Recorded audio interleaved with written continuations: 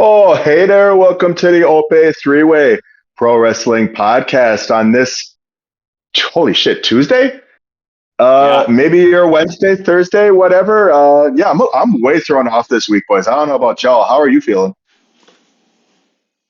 Kind of wish on this day had this Tuesday in Texas. It would have been perfect. But other than that, we're doing. It's Thanksgiving week, and I'm thankful for you boys.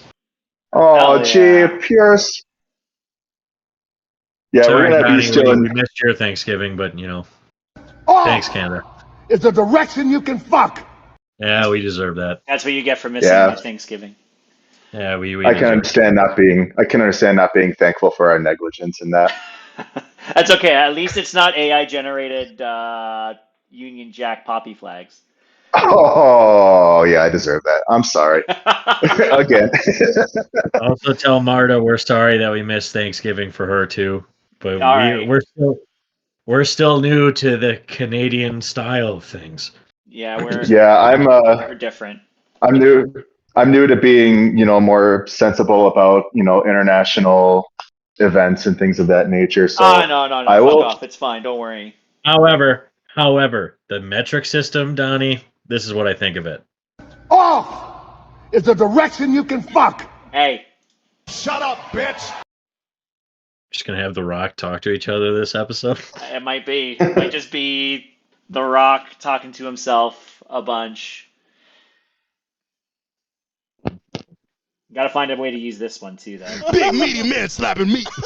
So. Oh, I've got a point for it and on this day. So. Oh, damn it! All right. Well, we'll talk about on this day, but we also got Full Gear 75 matches to talk about, and we're gonna preview Survivor Series War Games. So we got a long episode tonight.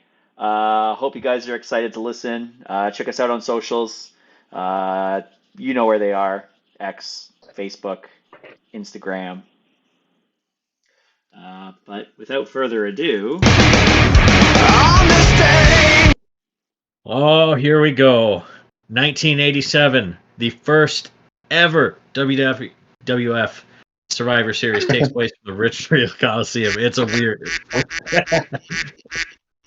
Listen, it's Tuesday. None of us are ready. We're going. They build this as the biggest event since WrestleMania 3. okay, hold on. Can we edit this again? So on 1 second. Go ahead. Oh, Pierce. go fuck yourself. I'm allowed to stumble on my words. It's a direction you can fuck. Thank you, Brandon. Oh yeah. The WWF held their first ever Survivor Series. It took place on the Richfield Coliseum. One take. It's billed as the biggest event since WrestleMania 3. Don't think it was that, but it's the second pay-per-view to ever be made an annual event. In the main event, Andre the Giant's team of Butch Reed, King Kong Bundy, the One Man Gang, and Rick Rude defeat Hulk Hogan's team of Bam Bam Bigelow, Don Morocco, Ken Patera, and Paul Orndorff. Now, that's a lot of meat. So, Donnie, hit it. Big meaty man slapping me. Thank you. You're welcome. Well placed. All right. Now that I've got my first take done, we're gonna go on to the next thing, which is still Damn it, Donnie. Or was that you, Brandon? That was me. Come on now. Not I. I get it. You have to pop the music for your Canadian brother. Go ahead. This is payback for not acknowledging Canadian Thanksgiving, I bet. It's fine. No. It's just. Let me roll out the gimmick for today. We're having a good one. So in 1987 as well, Starrcade takes place in Chicago. This is the first ever Starrcade to take place outside of the Greensboro Coliseum. It's an event known as Chi-Town Heat. The main event, Ric Flair defeats Ron Garvin for the NWA World Championship. Other matches happen, but I only pop for Ric Flair. I'm sure other matches did happen. All right. What else we got? I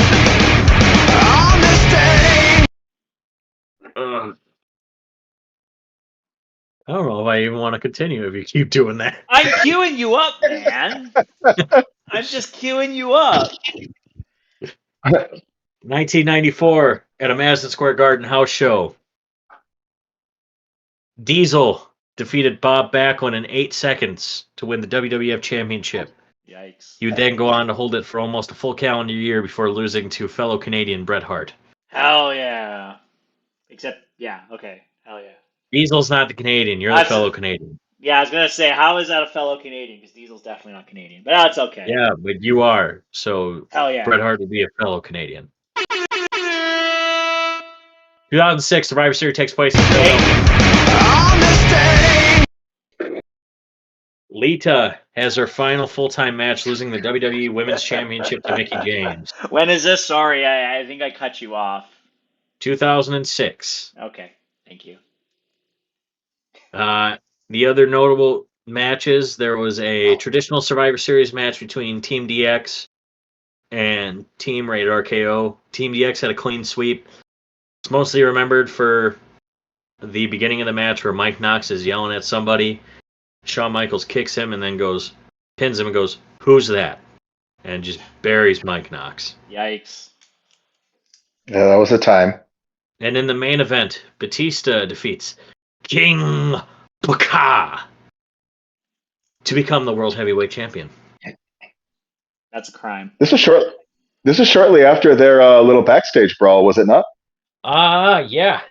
They had a shoot fight, and Booker won. Understandably, I mean, Right. no offense to Batista, but Booker is Booker T. Yep. Yeah, Booker's from H-Town. A British man named King Booker with Queen Charmel. No, that's those H-Town roots coming out. H-Town, no fuck around. Oh no. And finally, I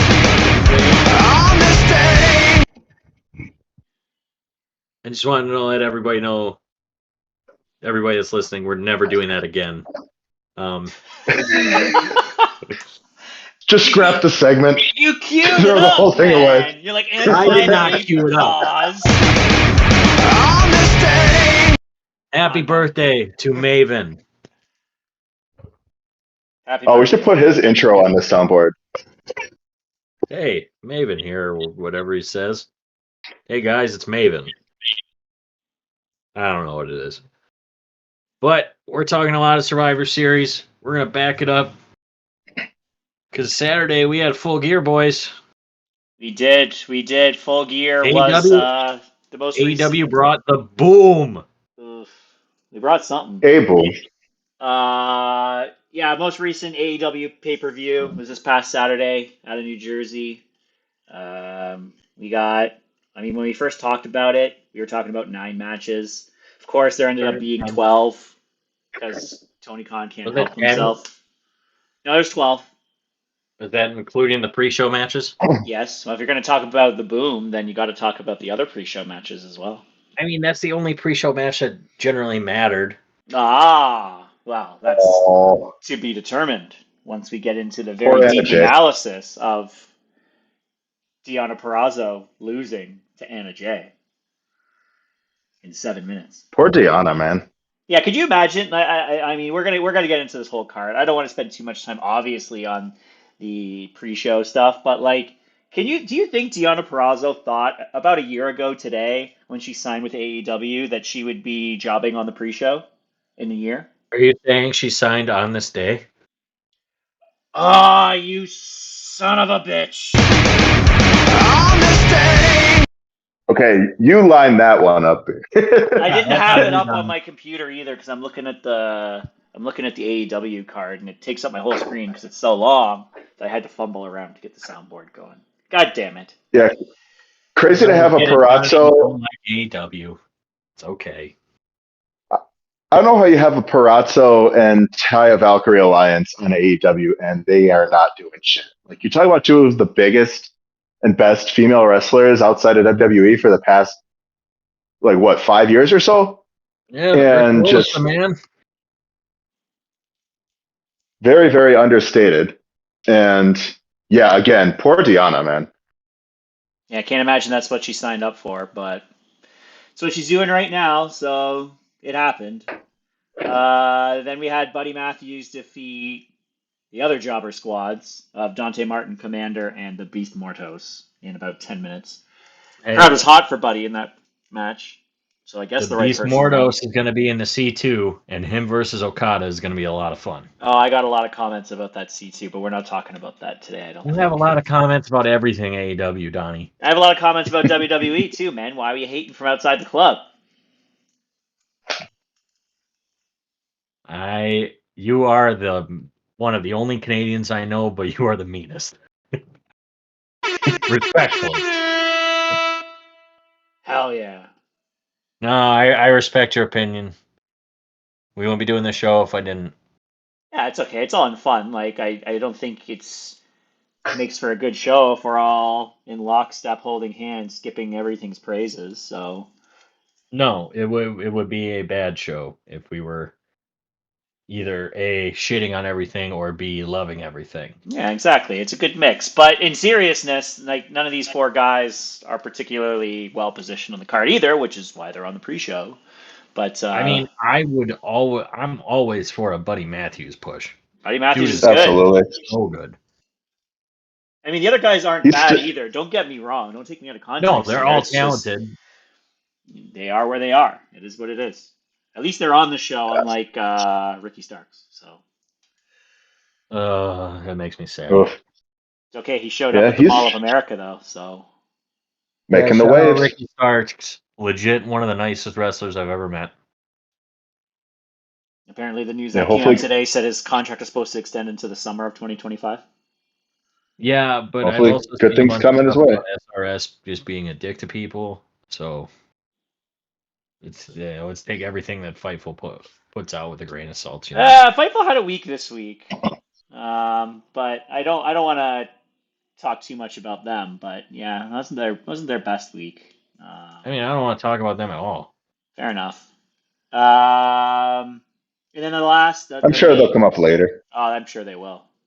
I definitely know they will. Um, the main event of the pre-show saw Big Boom AJ with Big Justice and the Rizzler, things I never thought I would say in my life, defeat QT Marshall with the Ace of Space Academy. Just what this I don't even says. know what the Ace of Space Academy is, but No, Big Boom AJ was so over. apparently he had a broken foot this match. I don't Yeah, know what the significance of the broken foot. I can't imagine it was that serious of a broken foot. Probably just a fracture, but but I uh, mean, wrestling on a broken foot and getting the reaction he did and being as complimentary to AEW as he was, I think it was good business all around. yeah, it was not bad. I'll say that. And it doesn't hurt to have some sort of celebrity influence It, on it your did what it wrestling needed to show. do. So, yeah, And there's gonna be more where that came from too. That's for sure. Yeah, apparently he's Since going to come back at some point, and yeah, if Boom's under he contract. if he's completely, as positive and showing love to AEW on big talk shows like Jimmy Fallon and whatnot, why not? It's good for business for them. you know who wasn't all that positive though? If you saw his tweet, was QT Marshall. He got a little bit of flack for his response to somebody who tried giving praise. I wish I could find the tweet here. He did not come across very grateful. I don't know what's his status with AEW right now. As I dig up the tweet, I mean, he's more behind the scenes more than anything. He'll show up Yeah, to take in, but that's all he really needs to do. he wasn't let go he though, is. right?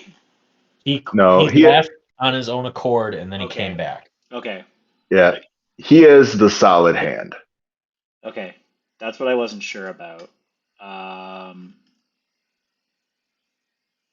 So someone tweeted out, this wrestling fan, Ultimate Graps tweeted out, giving my flowers to one QT Marshall as he was a total pro for agreeing to do that match and got the crowd invested heavily into it. Made everyone look good. Hashtag AEW Full Gear. And QT decided to quote tweet it, saying, agreeing it was my idea, Also, thank you, but keep your flowers. In fact, keep your stars. Definitely keep your cage match ratings. The reactions from the live audience tells me everything I need to know about how everything went. After watching back, I'd say it went well. So I saw some Uh, dialogue associated to this response and, other recent wrestling reactions. And do wrestlers just hate their fans? I, Like, see, and part of me is like he's playing the heel there too, but at the same that comes off very meta. And at the same time, it's like, I mean, he did, to be fair, in fairness, in the AEW interview that he did with RJ City, he did say that he was intending to use this match to kind of be the remora on the shark that is Big Boom AJ, to capitalize on his success and popularity in order to get himself out there. Like, so, I mean, it falls in line with what he said there. But at the same time, I could definitely see how it comes off like, QT's doing this favor for Big Boom by giving him a good father son moment, and giving the fans something that they want to see and bringing new eyes to AEW, blah, blah, blah. Like, I don't know, man. I'm torn on that one. I mean, I don't recall And seeing a Sami Zayn tweet like that about Johnny Knoxville. As a matter of fact, he continues to work with Johnny Knoxville and has very good rapport and hasn't said anything negative about it. and Donnie, going Yeah. off of what you said, do wrestlers hate their fans? Why do fans hate wrestlers? Like, so many Sure, people on Twitter just shit on people just for the point of shitting on I people, and agree. I agree. But it's like, there was pointless. nothing wrong with what at Wrestling Fan tweeted. I don't think No, to and warrant a that's Mm-mm. response like that. Like, there's definitely times where, yeah, absolutely, you should shit blast these idiots that say something stupid about your hard work. I don't even necessarily fault Tony Khan from doing it. Maybe it's a bit beneath him, but like, he's known to do it from time to time, and it's warranted if you're passionate about your work. But when someone's like praising your work, I don't understand why you need to put that on blast either. That doesn't really make any sense to me. So that's all I wanted to bring up about it. It was fun. It doesn't really mean much to the product long term, but it maybe got a couple extra sets of eyes on it, which is not terrible. no, that's the biggest thing with AEW is that they never really cared about the casual fans, and this help brings in casual fans. That's okay. We've So got 9 other matches on the card that can not bring in casual fans. So hey, let's, there was a lot of good wrestling on this show. yeah, we'll Now get that I've into got that. you, We'll get into that. We'll A get lot of into long that. wrestling too.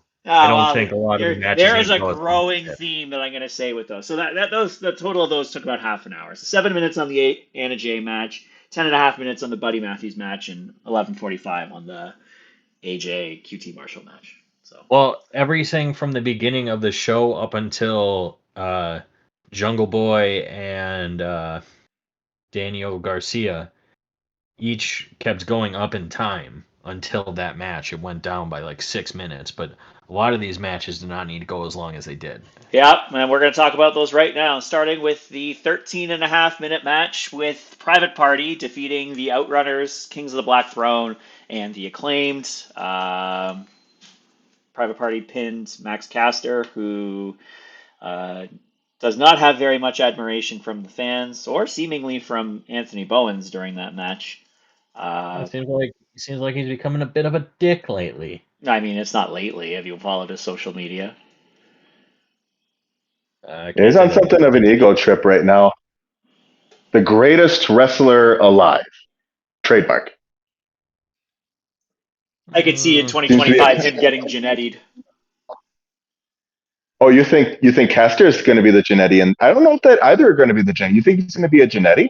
I think so. I think Max hasn't done a lot to make him all that likable, and if there's not a lot of people that enjoy your work, and I mean in Max's case, I think that's been the case now for almost 2 years between his raps and just his social media stuff. It's been a lot of no, misses.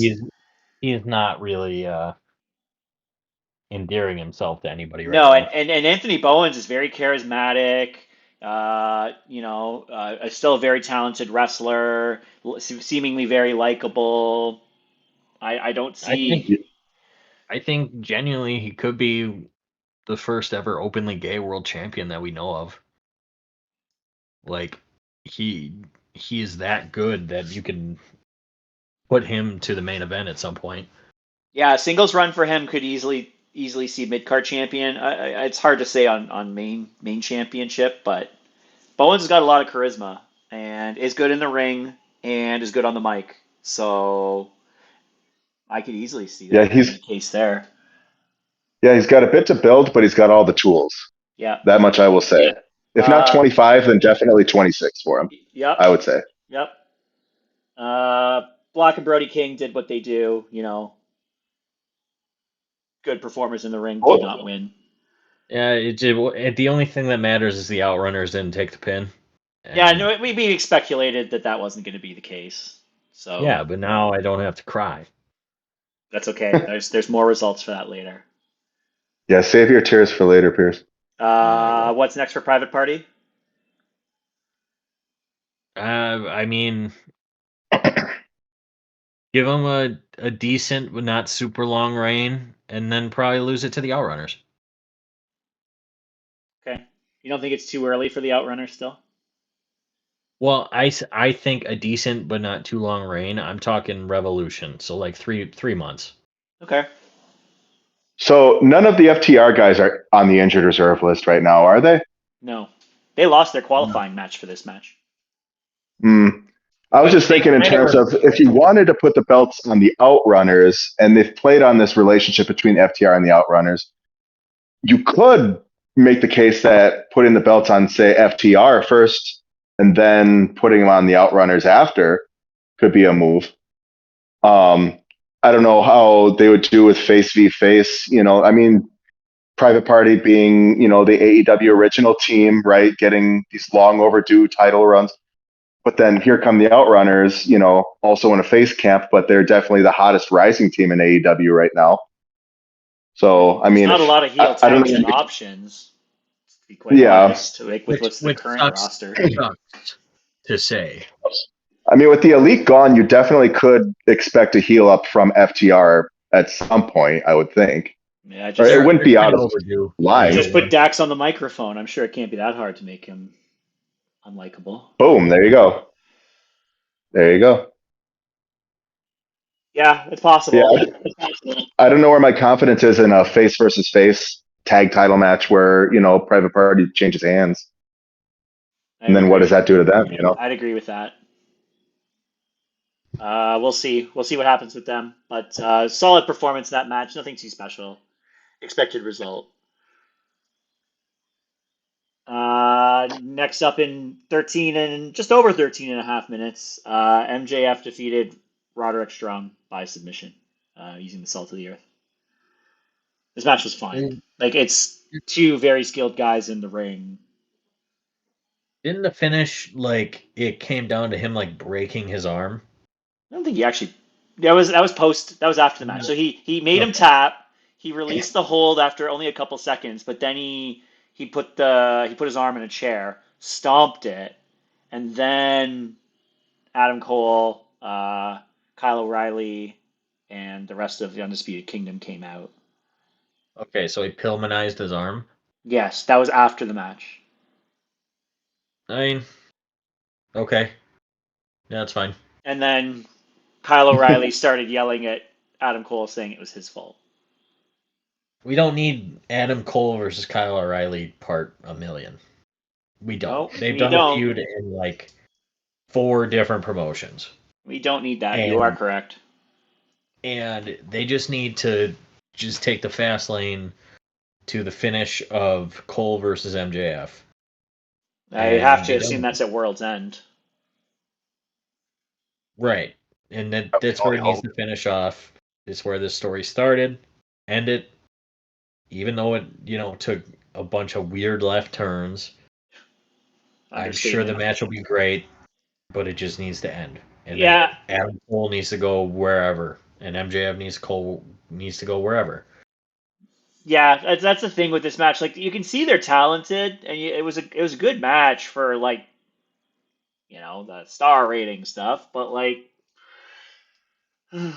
It's just I've been seeing something online that people are thinking MJF is on autopilot ever since he signed this monster contract.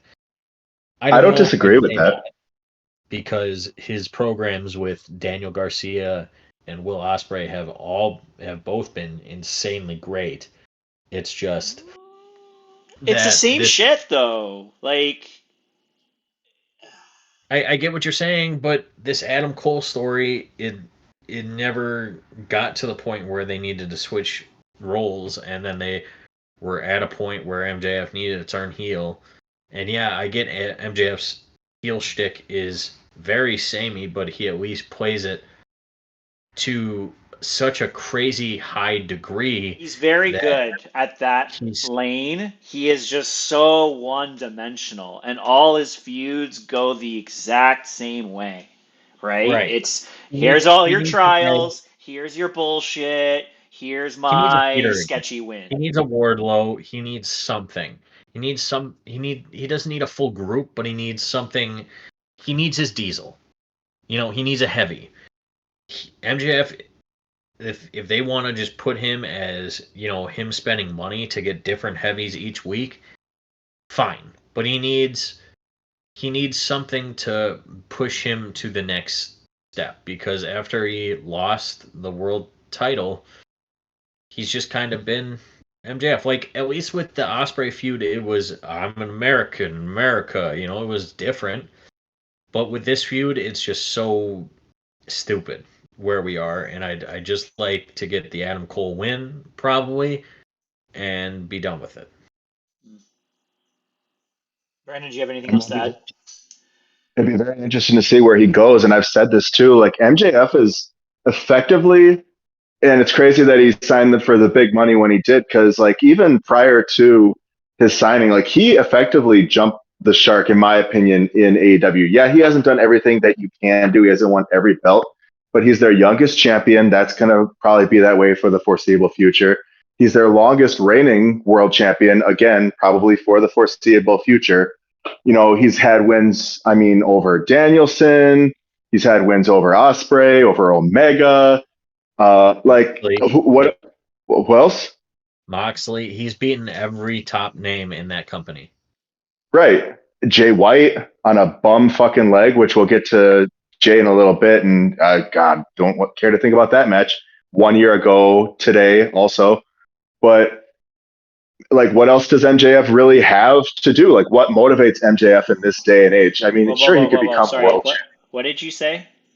When was that Oh, no, match? no, no, no, no. Stop it, Donnie. When was that match? Damn it, Brandon. champion. I was waiting to see if that was going to catch too. I You put the just hook kept out there. talking. You didn't give me the inch though, so I had to just take it. Just stop, hit the music. Ugh. But I mean, really, yeah, MJF doesn't really have a hell of a lot to do, and I don't know what his motivations are after he beats Adam Cole. Like maybe he goes back to Garcia and it's like, oh, I didn't win this one yet, and that fucks up one or both guys. But I don't know. It's MJF's in a hard spot right now, and like I said, I don't disagree on the notion that he is in fact an autopilot right now, and maybe that's not a bad thing because, like, right, you got guys like Swerve and Jay White and Hangman who are kind of building their star now. So, MJF doesn't need all that much focus, really. I'm going to throw out this, and I want your guys' opinion on it. Okay. What if MJF became the Undertaker of AEW? I'm not saying make him spooky and everything, but put him in a part-time every couple of weeks, maybe every couple months even. Let him... I guess Undertaker is the wrong choice. Maybe a Lesnar of AEW. I think that the problem with them being like not quite part time, but more like special feature kind of guy, is that he's just so young. Like, why are we But he doing is that with a guy at his age? so far ahead of everybody else at his age. Okay, so then why did Like, he resign outside of just collecting a giant bag? Like, I mean, this isn't because going he to make it look good loves for his AEW. career. Like, I think that's evident. I mean, fuck, he couldn't even beat Dominic Mysterio on a top 30 under 30 list. I mean, he beat him last year. He didn't beat him this year. He didn't beat Well, him to this be year. because he was gone half the year. If he was around for the full year, I don't think Dom's number one on that list. I don't know. Dom had a very good year. Dom had a very He good year, but did. he also lost a lot this year. Yeah, that's He how good did. he is. He doesn't even need to win to be the number one guy. But yeah, it's my thing is like he's young, right? So like, why are we trotting him out as a special feature so early in his career? Like, he had his reign, and yeah, it may have got a little bit bogged down by that face turn Adam Cole Festival of Friendship bullshit. I mean, if Adam Cole never gets hurt, I think that the Devil feud works, but it very much, MJF They could have pulled an being a audible. face They could on have pulled an Cole. audible and put somebody else in there. They They could had have just rehired CM Punk and months. made him the Devil. They had months to put But somebody else in that spot, and they chose not to do it. And then look what happened as a result. that's the biggest thing. That's the biggest thing with Tony Khan is that he can't pivot. Anyways, I don't want to spend too much time on this, but I mean, again, we'll see what happens next for MJF. Roderick Strong is just this is the peak of his relevance. Like he's not going to be anything more than jobber to the stars. Maybe hold of belts. That's not very important here or there, but that's just who he is. Somebody has to fit that lane, and that's him. We'll get I into mean, the somebody man else. was international champion before Ospreay, and now that belt is Yeah.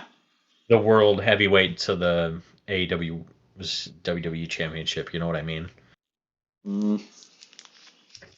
What was next? In 19 and a half minutes, Mercedes Moné defeated Chris Statlander by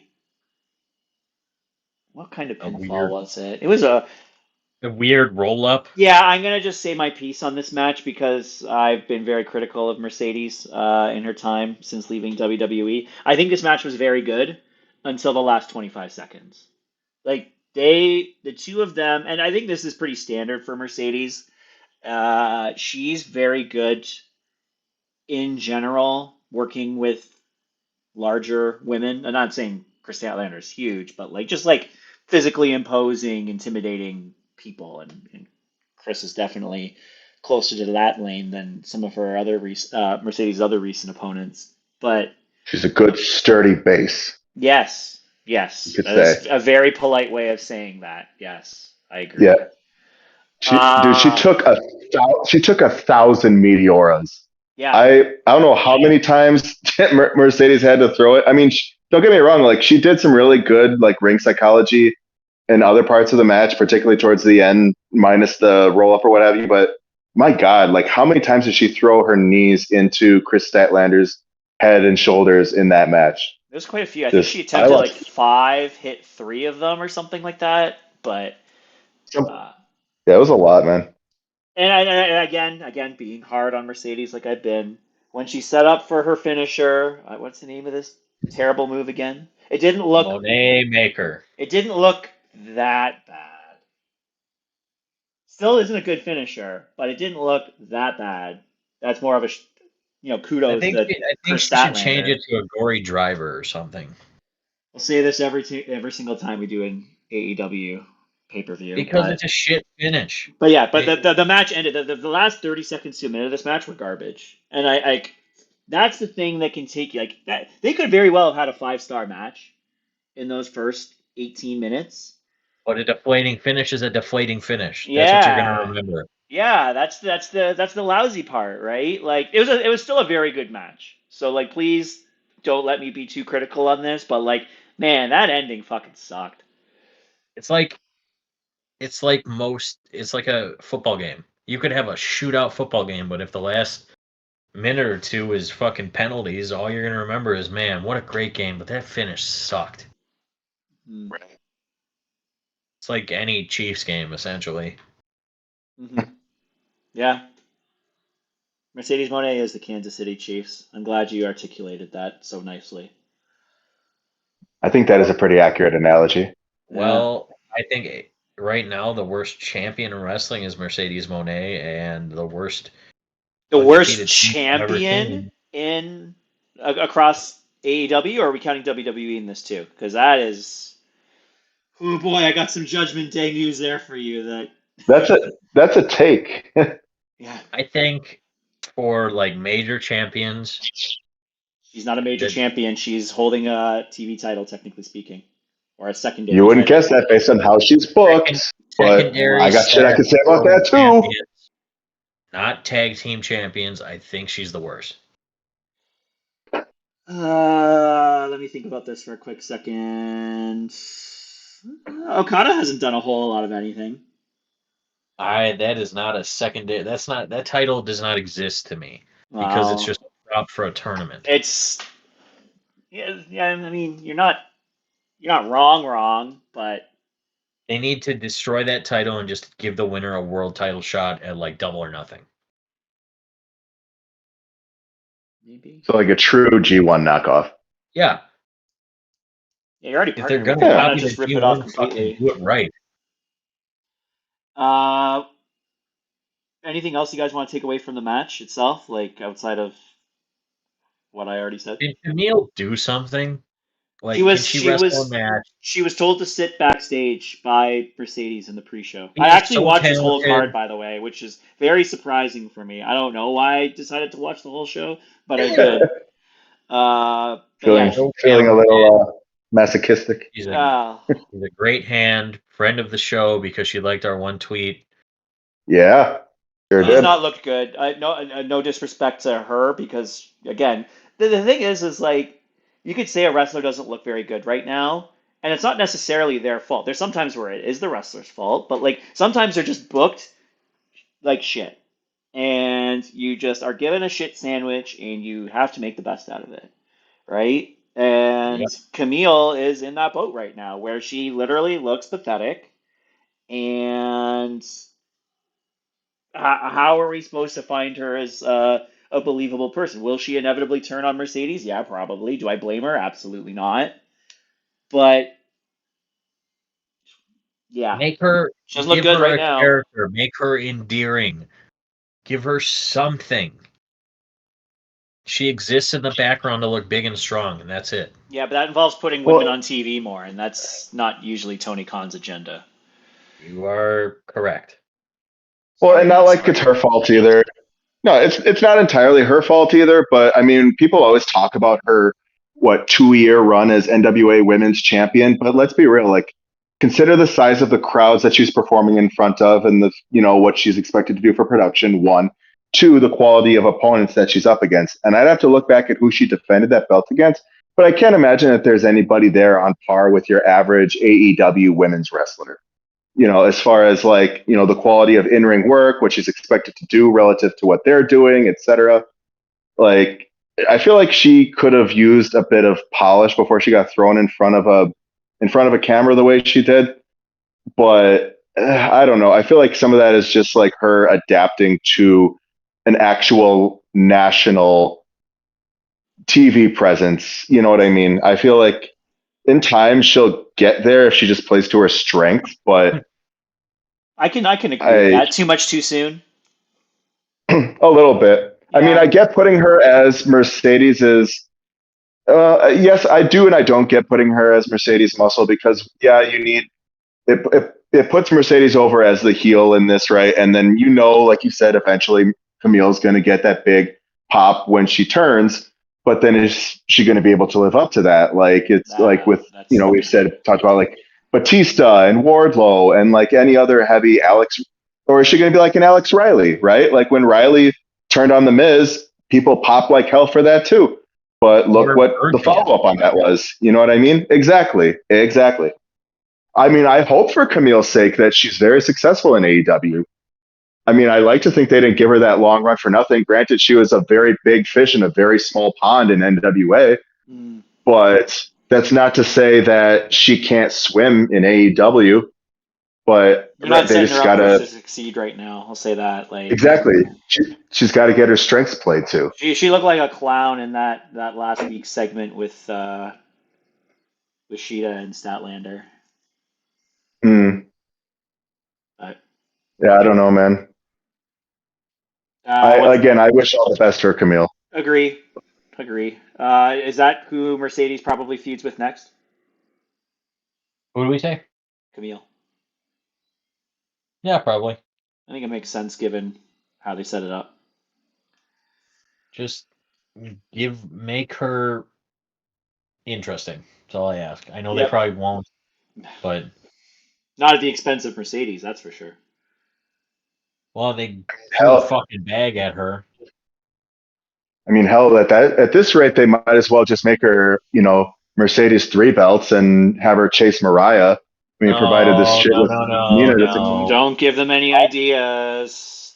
I don't have to give him anything. She's given Tony the idea herself. I'm pretty sure if you go follow her Twitter, like That is the she's already last talking thing on about. my agenda for Raya Instagram. has a built-in I agree. story right now that I am decently invested in. Okay, so we'll pivot to that because I don't know exactly where it falls in on the card here. So we'll just talk about that next because it's a good segue to it.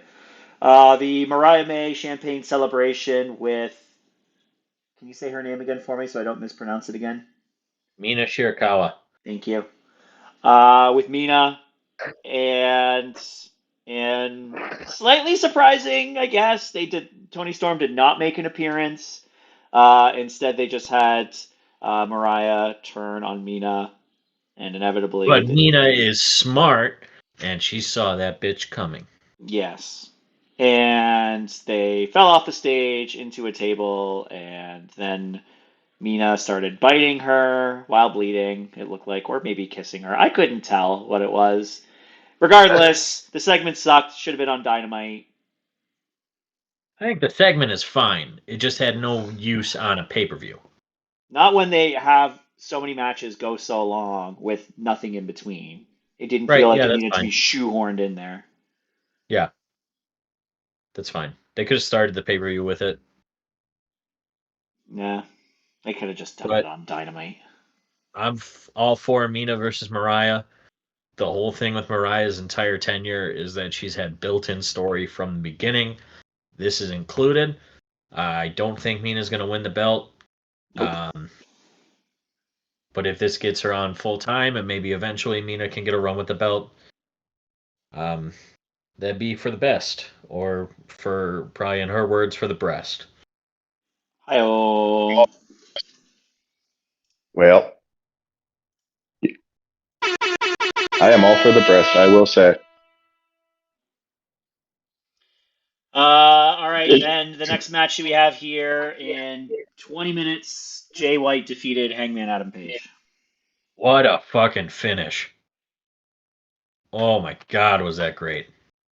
Yeah, he's becoming the counter wrestler of our generation. I feel he's able to pull that fucking switchblade out of nowhere. Switchblade from an ankle lock. That is insane. I mean, he had to kick out of 2 dead eyes to get there, but that's a different kind of Donnie, persnickety thing that I was on about. you were kinda sure that Hangman was gonna win, but it seems like with the main event, maybe we're looking at a 4-way at a. They're pushing him too Well, soon, man. I'm telling you, because now he's gonna lose again. There's no I it's too much too Yeah, but if soon. it's a 4-way, there's a between Christian Cage, Hangman, Jay White, and the winner of the main event. It should, spoiler, it's John Moxley. But No, I think Christian could take the pin there. yeah, but why would Christian want to be in that match? He has the title match for when he wants it. Why would he agree to that? That's not Christian at all. It Well, doesn't seem very opportunistic. No, that's the exact opposite of something he would want to do. maybe he wants to show all the other dads that he can beat up these dads. I don't know if Jay White's a I dad, but we know I don't think Hangman and John that's. Moxley are. I mean, I could see a triple threat and then Christian getting involved, but Yeah, maybe he cashes it in mid-match and then eats the it pin. screws him. No, I don't think that does him any favors. But I don't even think he needs that much help. So, yeah, but Christian's I just character is so good that he can take a pin. yeah, I You know just what I don't mean? like I don't like Jay White winning so much so soon because it has to take him to the top of the card, which we saw after the main event, and Well, I mean, it's he not going more to or end less the was way that you'd want back to it to for him. Christian, more or less. So he wasn't going after Moxley. He was going after Christian. Sure, but I mean, it's wrestling. Why couldn't he have just taken out Christian, stolen the contract, and cashed it in? Because it's Christian's contract. Yeah, it also looked like it was an empty tin box. Yeah. They don't have briefcases in AEW. No, they just have fucking what looks like something you'd put your It's chew not in the in. budget. Don't you remember the list? It's the same thing that the list was on. That does not look like a clipboard. It's the same difference. Anyways. Either way, great match, great finish. Finish is one of my favorite finishes of the year. Counter wrestling excellence. It's the best way to put it. Yeah, I don't think it necessarily hurts Jay if he loses in a world title match either. He could still lose and look strong in defeat. I'm just saying in a hypothetical situation now. Just like last year, right? Well, last year I feel is a little different compared to this. Like in this case, I mean he clearly looks strong in this. Like he's back to his old winning ways against high caliber, competitors. In this case, Hangman. I could see him maybe even getting one over in Mox. I wouldn't consider it out of character to get one over Mox in a non-title match. Not a non-title match, perhaps. Maybe, but This is, I mean, But I never think that babyface King Switch would work, but it's been working. Jay's he's a likable douchebag. He's got a very, very sharp tongue when you put him on the stick. And I'm glad to see that he's getting more comfortable in front of like an American audience because it's bringing out what really kept him in the main event scene in New Japan. Like, I mean, obviously he's very talented in ring, right? But I mean, you watch his shit from when he was leader of the Bullet Club back in the day, and like like I said, very sharp tongue, just cuts to the core of some of these people who he's fighting against, and they don't have shit to say to him. That's why I was so excited to see him and MJF at the beginning of, or like around the midpoint of last year when he showed up. But I mean, on the mic in ring didn't exactly, go the way I ever would have wanted it to. But again, Jay is someone who, even if he takes a loss in a title situation, especially against like a Moxley who cheats anyways, and especially considering King Switch tends to rebound really well, I feel like it wouldn't hurt him too bad if that's what we hate to interrupt, but no, I'm perusing Twitter while we're doing this, and Fightful just put up a story. GCW sources have told Fightful that AEW has pulled all future appearances for Ricky Starks. This is fucking ridiculous. Oh, man. Release the man and let him go. What the fuck, Tony? But you see, Vince McMahon was this horrible, horrible person. He's just going to do everything that Vince did, though, to Mustafa Ali. But I will say, Vince still granted Mustafa Ali his release eventually. Eventually, because of budget cuts, not because Mustafa wanted to leave. Well. This is just, unless they plan something for Ricky Starks, which because he gave public flowers to CM Punk, I'm pretty sure they're not going to give him anything. This is just petty for petty reasons. Brandon, I apologize for interrupting, but I felt like this deserved thing. No, you're right to do that. I mean, I was done anyways, but at that point, man, you can pretty much start calling him Tony Tether at this point. Is this when you think these people are about to go? He just, where do you think you're going, motherfucker? Just yank him right back. Well, apparently, and I mean, in Tony's case, I will say, no, you're good. No, I mean, in Tony's case and in this particular case, pulling him back after he basically went on GCW and is like, I'm wasting away in AEW. I'm dying. I don't want you guys to forget that I'm fucking awesome.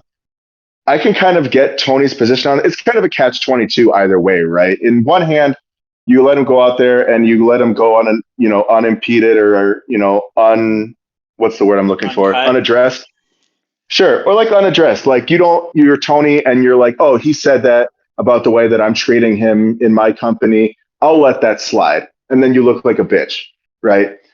Yeah, but you're like, oh well, our stars can wrestle wherever they want, whenever they want, unless they talk about WWE, then they can go fuck themselves and sit on a couch for 2 years.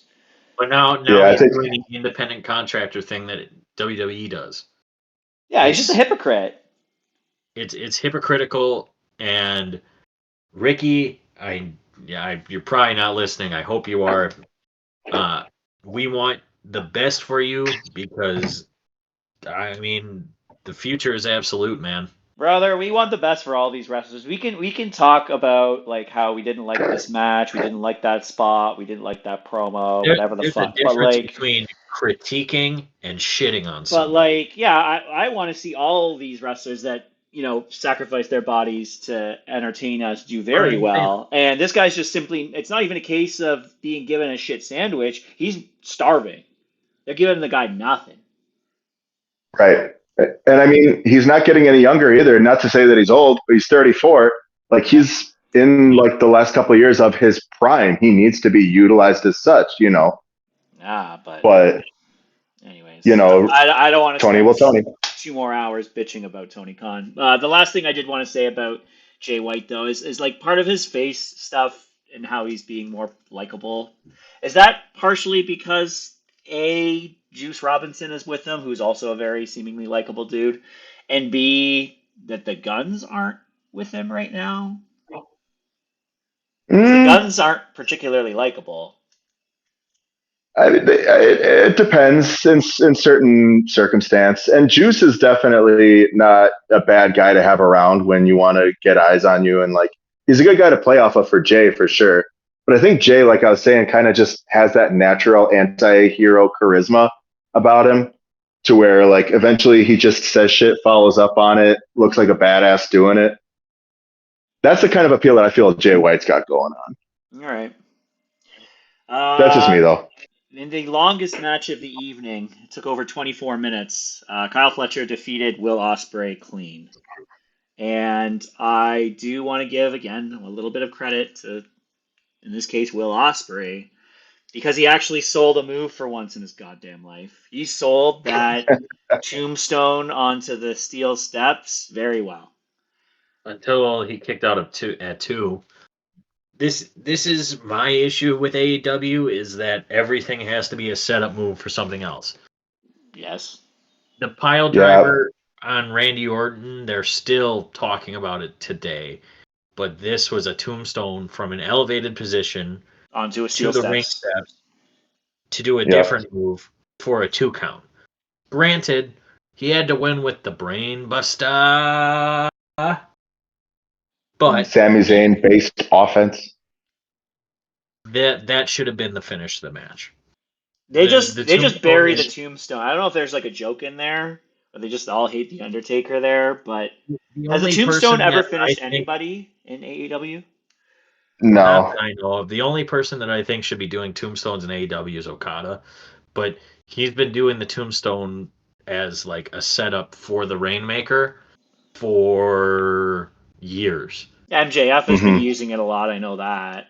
Yeah, but at least when he hit the elevated tombstone, it took Daniel Garcia out for 2 months.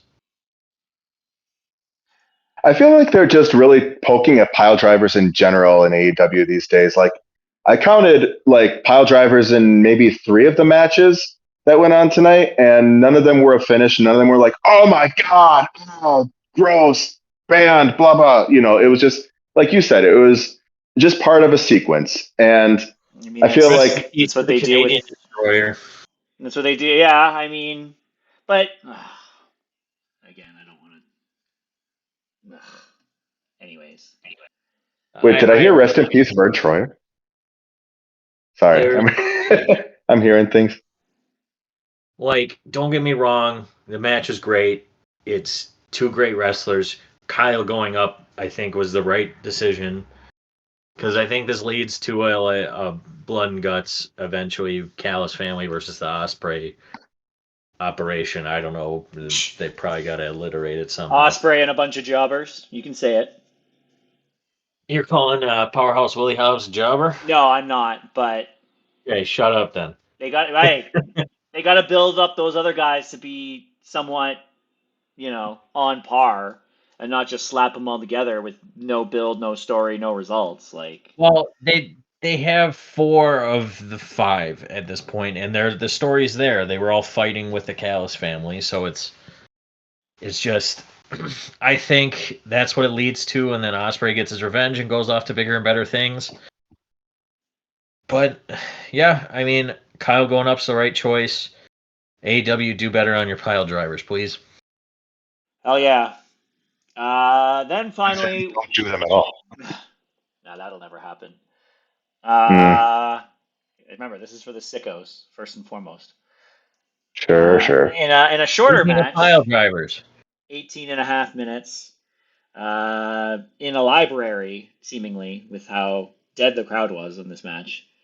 Daniel Garcia defeated Jack Perry to win the AEW TNT Championship. I mean, it's hard to follow an Ospreay match if you're anybody. And when you're one of the people is Jack Perry, great wrestler, but it's going to be tough. At least the pile drivers led to the finish here, and right choice again. I want to see Daniel Garcia succeed. I think he's extremely talented, and future's bright for that kid. I will say that leg trap pile driver he did on Perry was sick. That was a cool innovation, I thought. That's the only positive thing I'll say about pile drivers on this pay per view. Mm. But yeah, I agree. The right man won. Perry was being a little bit of a tryhard with, being a tough guy, and You're not Garcia. ready, as if he was. I dig his Baphomet look though. The whole aesthetic coming out to the ring was really badass, I thought. But it just and it's funny too because it's a weird kind of a juxtaposition because Perry is such like not in the pro wrestling sense, but in the very literal sense, he has a baby face, not very imposing in any way, shape, or form. But then you make him out to be this like manifestation of like Satan effectively in his presentation. It's interesting. I dig it until he takes the head off, and then I'm just like, oh, it's Jack Perry. Yep. But Wow. anyway, After that, we had Konosuke Takeshita successfully defend the AEW International Championship by beating Ricochet. Okay. Like, this match was. Okay. Go, So go ahead. I apologize, Donnie. It's just this match should not have gone 19 minutes. It should have gone maybe 7. They were slow. Like, the match just felt slow. And, I've been atoning for some of my criticisms on this podcast so far, but one I am not going to atone for right now is jobber to everyone in every wrestling promotion, Ricochet. Why do I care about his Well, matches? The guy Ricochet is ready, Don. he He's ready to lead the loses. He's company. a loser. I mean, he does, but he wins at he's life. ready. He's married to Samantha Irvin. That is not the point. That's not really a disputable The fact. character of Ricochet is a loser. He's been a loser, and I haven't seen anything to dictate he will not continue to be a loser. I get what you're saying. I think it's very much this match should not have gone 19 minutes. Pacing seems to be an issue with AEW shows right now. And, WWE had that issue when they were doing 47-hour fucking WrestleManias. So just shorten some of these matches. Not all of them have to go 20 minutes. Takeshi's a destroyer. Let him destroy. And you know who's good at making people look good by bumping around and getting destroyed? Ricochet. But again, you're just a jobber to the stars at that point. Like, I'd rather be jobber of the stars than just a jobber. He bellyached on social media after leaving and made all these, edgy, angsty comments, and just to do the exact same job he was doing there. Like, it's boring, man. I don't care how many fucking superhero spots and flippy shit you want to do. Like, the shit's boring. Why should I care about a Ricochet match ever again, considering he's on the exact same trajectory he's always been? It's the same thing you could say about Will Ospreay, man. Like, it's when you put all these high spots in a match to the point where it becomes almost rhythmic and predictable, like you've completely lost the plot. Synchronized. Like we know like all wrestling is technically scripted and synchronized even to the extent that they talk about the spots they want to do in the match, but it doesn't feel as forced in synchronization and choreography that the match with Ricochet does. Right. I don't know if I'd put Will Ospreay in that. Well, I mean, at least Will Ospreay wins sometimes. Will Well, I mean, Ospreay what, is at a different level. Will Ospreay's been a world heavyweight champion in 2 or 3 different promotions, including the biggest promotion in Japan. I get what you're saying, Brandon, but Will Ospreay and Ricochet are in completely different levels. Will Ospreay I will mean, be AEW world champion. Maybe not 2025, but by 2026. oh, I'd say 2025 is as good as bad as anything. But I mean, to my point though, is the fact that there's a reason why that setup was good for them in the Super Juniors, and there is a reason why they went to that right away with AEW too. Like they're very much like it's almost like a mirror. Like you have Ricochet doing his flippy shit. We were talking about Osprey and Fletcher. Like you see things like the standing Spanish fly. You see things like Will no selling something into a hidden blade, and like you're like, oh, where have I seen this before? Oh, that's right. Every other fucking high profile Will Osprey match that I've ever seen in my life, ever. The only thing that I would like to see like repeated is from that match between Coda and Will, where Coda hit like the top rope Hurricane Rana, and Will just landed on his feet, and Coda like was like looking at the camera scared and turning around, like he's like, oh I shit. swear he's done that at least one other time. I mean, There's he one probably other. has, but it's He just will definitely I do it get what you're again. saying. They Will Ospreay runs the hits, but he runs the hit because it works for him, and he does it better than anybody else. Back to the match here, but do we know what's next for Takeshita? Anything? Are we gonna get a rematch because this match was not that great? He's I got. don't think we need a rematch. He was the first person to pin Ricochet. Ooh. They could go any way they wanted with Takeshita. I just want to see him consistently on TV and consistently being as good as he is. I think now's a If good. Sorry, go ahead. You go ahead. if AEW is going to be good to New Japan in their partnership, they will start building towards January 5th at Wrestle. They will start building towards WrestleMania, or not WrestleMania, Wrestle Dynasty on January 5th, because he, I believe, is meant to be facing Shingo Takagi. If provided, of course, I think it's either, or is it for the? I got to look back again. They got some shit going on with the Never For Openweight that Championship. match, Brandon, I think it is apropos to say Big meaty man slapping meat. Yes, that is apropos. I would agree with that. She's a stout boy. And he's also another guy who I feel like is very understated for how talented he is. I mean, I remember back in the day, it was him and when Daniel Bryan got let go from WWE the first time, they faced each other in, I think, Ring of Honor, or was it Dragon Gate? It was Dragon Gate in a match that apparently no one had any footage of, but everyone who was there, it was like almost mythical, this 5-star encounter between these two world-class wrestlers. And he coasted off of that for a while and rode it up through to New Japan, where his accolades speak for themselves now. And I think Takeshita could easily follow suit with that. I think Takeshita's not anywhere near his ceiling yet. At least I hope not. Certainly not within AEW. But I wanted to yeah. quickly, again, in the interest of time, forgive me because we still have War Games to go over as well.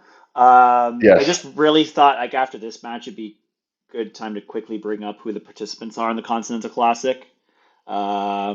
So in the Blue League, we've got Shelton Benjamin, Mark Briscoe, Kyle Fletcher, Daniel Garcia, the Beast Mortos, and Kazuchika Okada. And in the Gold League, we have Darby Allin, Claudio Castagnoli, Brody King, Will Ospreay, Ricochet, and Juice Robinson. Any thoughts on When does that start? this week? It starts tomorrow. Oh God. It's leading to Okada versus Ospreay. And Yeah, I think that's my pick as well. Now we're going to get Juice Robinson versus Shelton Benjamin, so Shelton Benjamin can have his title. Golden Juice. Golden Juice. Or Yeah, I don't know. Like it's setting up. I don't know why Mark Briscoe's in this tournament again when he got one win or the Mark? last time. There should be some kind of like qualification maybe or something. He got one win last time and it was a pity win. So I don't know why Yeah, he's here. A bunch of other guys that's are the G1 though too. a bunch of other guys are work rate guys. Like Shelton will probably look really good. Might not win a single match. Um, Now you have Daniel Garcia, who's champion in this, which is a little strange. Not usually the case. And Darby Allin, who's probably going to end up being the one to beat John Moxley, also in this. So I don't know. I think the Till Death Riders are gonna fuck with all of Darby's matches in it, and then with Claudio in it, they're gonna also fuck with his matches. So we'll see. I don't know. Like there's some good picks in here. And yeah, if the end result is Okada and Osprey, okay. But then you're Nothing they probably haven't run before. but then you're just getting Will to get another title. That probably doesn't really matter. I don't know. There's some people they could have left on here, or left off of here, and some people that who would have looked good on here? Ricky Starks. yeah, I would agree. But Hmm. anyways, don't mean to beat a dead horse there. After that match, we have second last match, 13 and a half minutes. Bobby Lashley defeated Swerve Strickland with the Hurt Lock. All of Bobby Yeah, Lashley's moves, nicknames, everything are the exact same as they were when he was in WWE. I was about to say I was very surprised he kept the Almighty. I figured Almighty, WWE would yeah. have That may guess he, snatched that trademark. I guess he got to it first, and he won with the Hurt Lock. Oh, good for him. yeah, good for Not Bobby. not surprised with the result. No, Him Bobby losing needs would to have been look. a really bad look. Yeah, I mean you're basically just It immediately. sucks to see Swerve lose. It really does. But I think he could take the loss. And and it definitely was not a squash either. no, it It's a decent made match. Bobby look strong and Swerve look good in defeat because it took quite a bit, as it does to beat Swerve. So Hmm. And then in our main events, we had John Moxley successfully defend the AEW World Title by beating Orange Cassidy in 19 and a half minutes. happened. Post, yeah, again, like, and he, like I said on the pre-show that, or not when we were previewing this, is like, oh, the match is going to be a good match, and I'm like, why? If Moxley Danielson wasn't that good, why is this going to be any better? And It just seems like Moxley is phoning it in right now, unfortunately. yeah, I mean, I guess that's part of his character, I guess. Excuse me. Oh, I got something in my throat today. Uh, Post match, we had the rest of the Death Riders come along, get involved again. They got some sort of like ring cleaner to pour on Orange Cassidy's. I don't know if it was supposed to be his eyes or in his mouth or what. It's kind of hard to tell where they were trying to Probably, pour it. Just more probably murder. that spot that Mox was biting him in. You know, if he Yeah, put it on his back, that'd have been gnarly as fuck because he took his nails and he ripped in that bitch. yeah. That was gnarly. Gross. That's gross spot, but makes sense. That's yeah, that's classic Mud Show Moxley. Um, Then they have, them showing the whole group running away and trying to get into their getaway car. And Darby Christian was Allin. going to cash in on. Oh, Well, sorry. Yeah, rewind. Sorry, go ahead. Sorry. first Hangman comes out and hits Wheeler for some reason and Which gets in Moxley's face, doesn't really make any sense, but anyways. and then Got, Christian gives Moxley the kill switch, Yep. and then tries to cash in, and then Jay White stops him, and then Okay. they run if we get back, away, and Darby if we get tries back up a little bit, Oh, did I miss something? well, I mean, if hitting Yuta, he hit Yuta because Yuta was the guy who cost OC the title in the first place. That's part of the reason why OC lost is because Yuta gave him that Busaiku knee that led to him getting the paradigm shift there. What does Hangman have to Yeah. do with O2? Nothing. No, I'm saying he took out Wheeler because Wheeler was the variable that gave Moxley that advantage. And then Who so I took out figured it out. Wheeler? Who took out Wheeler? I believe you said Hangman took out Wheeler, did he not? Yeah, Yeah, but he why? Well, because Wheeler was the guy who was still up, and he's the one who helped to get Mox the win. But why does Okay. Hangman care? Because Hangman's setting up Christian to get his title opportunity, and you want to minimize the variable. Why is Hangman doing that? I'm genuinely asking questions. I Oh don't no, know the answer to and this. honestly, I genuinely was too because I hadn't followed that closely over the last few weeks. But looking back, apparently there was some part where Christian is saying, "If I win the championship, then Hangman, you get the first title opportunity." So, Oh. so with that in mind, that's why Hangman was out there, and I was confused as fuck too. I'm like, what? But then, right? So going back, apparently that's the reason why. And then afterwards, when Christian hits his kill switch or his unpred or whatever, and then Jay gets involved. So apparently Jay's got beef with Christian because That I remember. Christian, yeah, there's that reason. Then you tie that in with Hangman as well. So there's kind of this web. I feel like commentary didn't do a terrific job of explaining all of that. Big surprise from what I there. heard. Big surprise Right. there.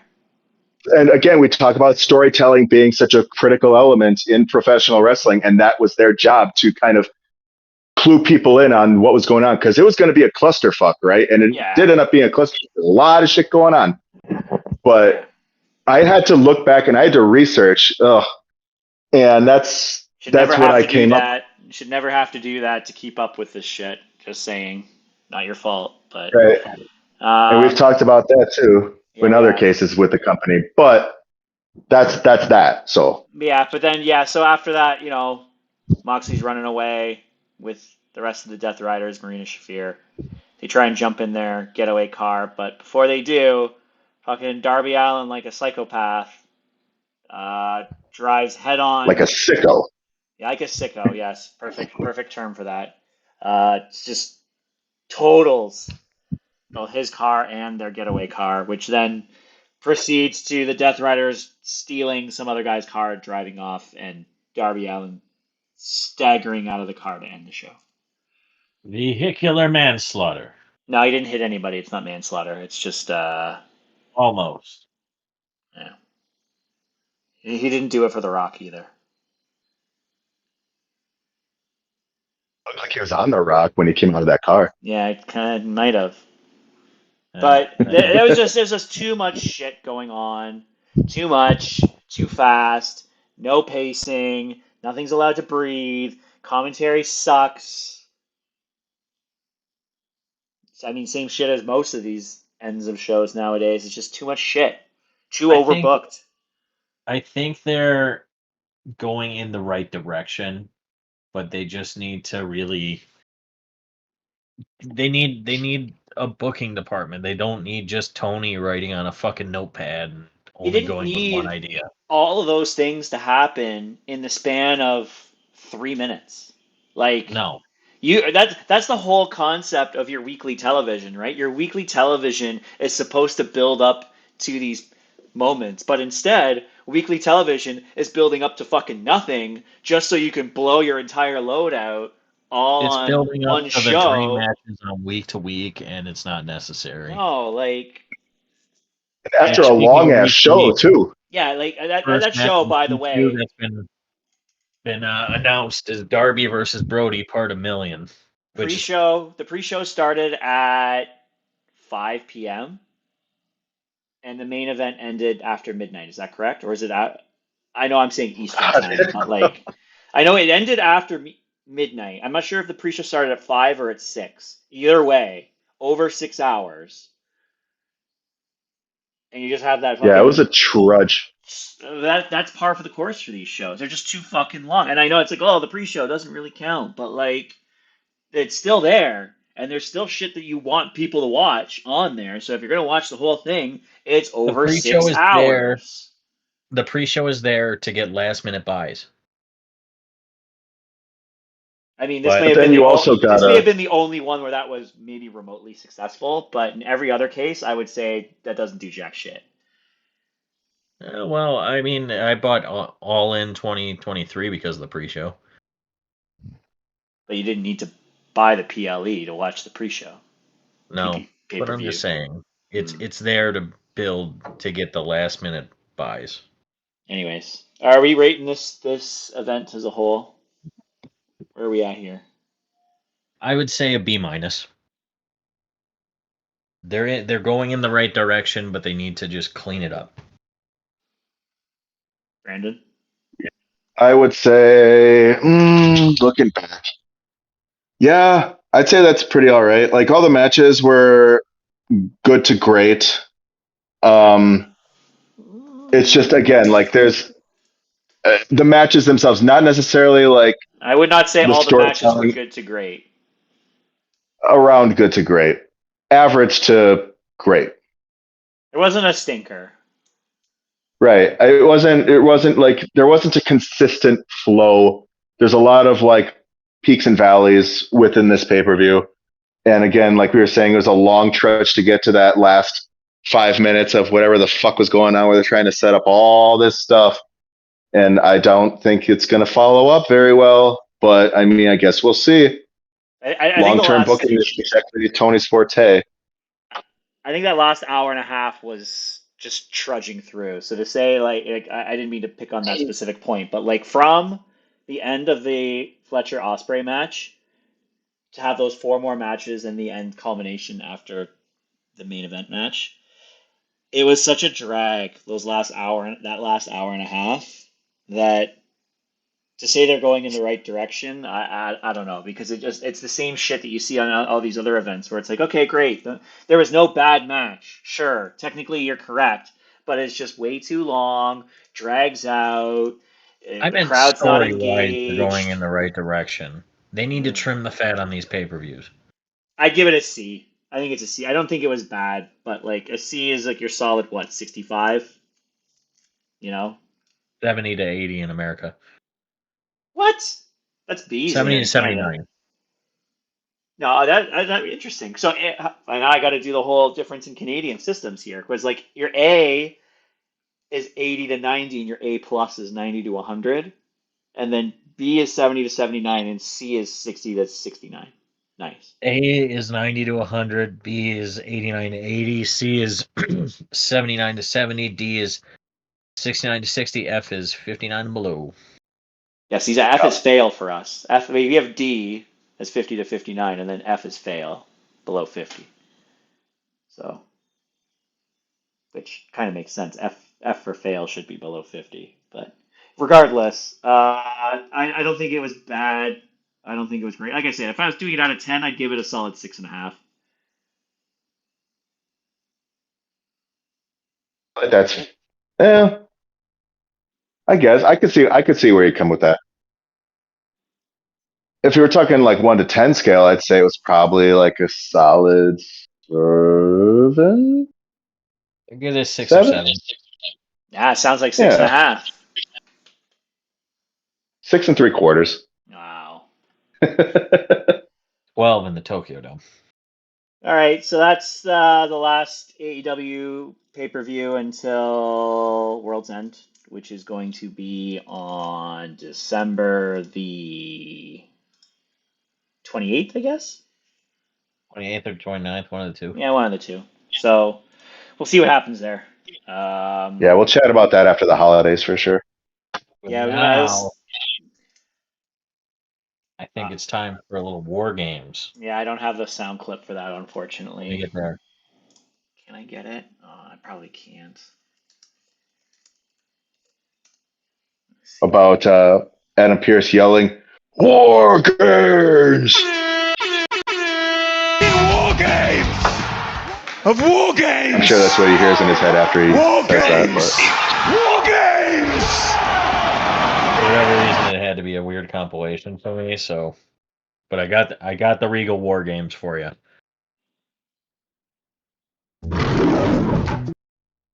you do? It didn't come through. Now, Uh-uh. did mine come through? I don't know. Like it's yeah. There you go. Still trying to work out this.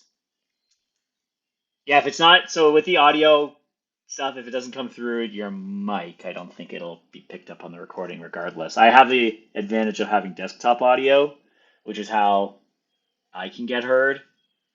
But Wow. Oh. Let's yeah. talk about some matches then. All right, Let's just- well, we've got 5 matches on the card because prior to yesterday, we only had 3. So Triple H decided to pull some TK, pull some matches out of his ass the week of. Here's the thing with that. I'll say this. With Ricochet and Takeshita being added week of, I think they could have waited for that and gone till maybe not World's End, but they could have just done it on TV because it's like a world title-esque level, you know? With their mid-tier titles that they added this week for WWE, I think it's fine doing that week of. But a world title, they should wait for it in my eyes. Sure. I don't disagree. But to start off with that, so War Games is this coming Saturday out of beautiful Vancouver, British Columbia, Canada.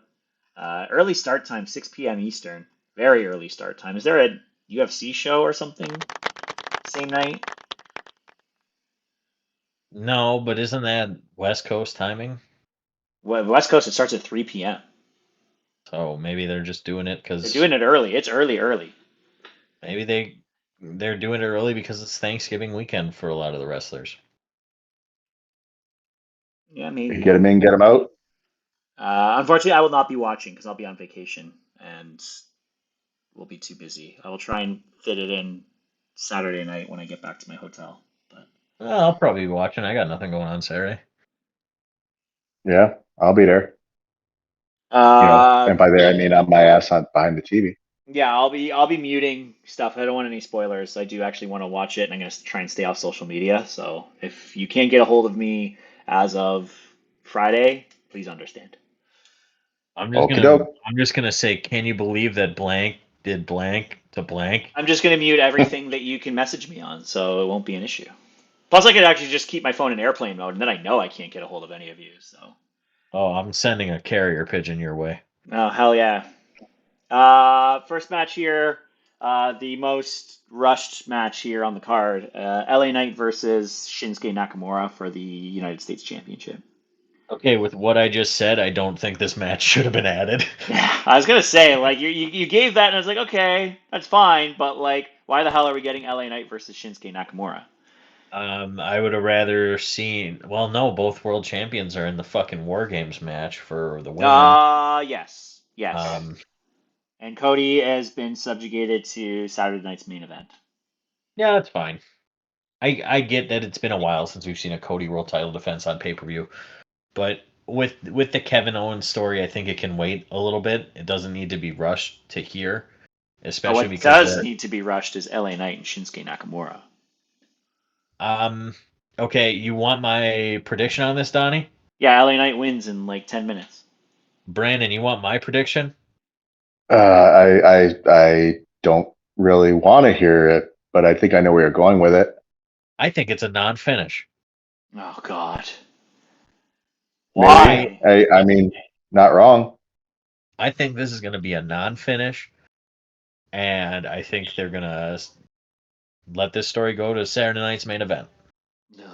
I thought you were going to say something to the effect that LA Knight picks up the win and, nobody ever buys into Shinsuke Nakamura ever again, which I could also see. I mean, that's kind of No, where I was but- going with mine, because like this is just I- slapped out of nowhere. Shinsuke, before attacking LA Knight, I guess that'd be a week and a half ago now. He hasn't been on TV for what, 4 months? Yeah, but he knew we were coming to Milwaukee, the Milwaukee SmackDown show, so that's why he was there. Yeah, he felt my vibe putting out in the universe saying Shinsuke Nakamura needs to do something big this year. They Hopefully don't he's still. have. Sorry, go ahead. What don't they have? Enough competition for LA Knight. Like, I kind of think that Knight will lose it by Saturday night's main event, weirdly enough. the Shinsuke And they let Nakamura. And they let Shinsuke go to the Noah show that he's doing with the U.S. Championship. I do not see that happening. I think that would be cool. I don't think that would be It'd cool be- at all. I disagree entirely. It'd be something. Because, like, what? You're going to have Shinsuke be a title holder again Yeah, why not? over LA Knight? Like, where's the I interest think in LA that? Like, Knight goes on to WrestleMania to face Kevin Owens for the WWE Championship. that is Oh also my not lord. happening. That is definitely not happening. That's It's a Wow. a pipe hell of dream. a take. It's The a hot pipe dream, but takery is let me open. have. It's a pipe dream, but let me have a pipe dream. You can have it. John, shall we reopen the hot take emporium? The Hot Take Emporium is back open for business. There is no goddamn way any of that happens. Sorry, but no goddamn way any of that happens. The Let me road, dream. the road for Kevin Fantasy booking. Owens. The fantasy booking fucking house is here. The road for Kevin Owens is as clear as day. It's Sami Zayn at WrestleMania. Well, I think Kevin should beat Cody and get even a short reign with it. Just like Jay beat Braun, I think that Kevin could feasibly beat Cody with this killer edge he has now. I wouldn't be opposed to it for the fact that, like, I mean, let's be real. Cody is kind of on the back burner with bloodline stuff in general these days. So if he lost the title and then won it back, and then they went to go ahead with this storyline with Sammy, like, I agree with you, Don. They're 100% going that direction for Mania. Or But they could give run Kevin the Sammy due. and Kevin for the title at Mania. I mean, if Sammy found his way over to SmackDown, if Netflix says, hey, fuck you, bye, I'm not and going to then just assume lead him any of back. the roster is going into SmackDown or into Netflix era because I've heard so many things and nothing has been collaborated or confirmed. So I have no expectation of any sort of redraft until I see it happen. But That's fair. nevertheless, Kevin Sammy WrestleMania, will it involve the title? Probably not, because then you don't have Cody with the title at WrestleMania. I don't think he needs it at WrestleMania. What is he going to do then? I don't know. Whatever the fuck he wants to. It's Cody Rhodes. He's gonna fit. No, he's gonna face Randy Orton at WrestleMania. He's gonna have adrenaline in his soul. Randy That's all Orton he needs. That's all versus he's ever Cody, needed. unless they decide to pull the trigger on that sooner, which I guess they could. Kevin Owens doesn't get a rematch. Do it all to get them on their feet. Be interesting to see the motive of Tony Randy Atlas going is after gonna like Cody. those feet.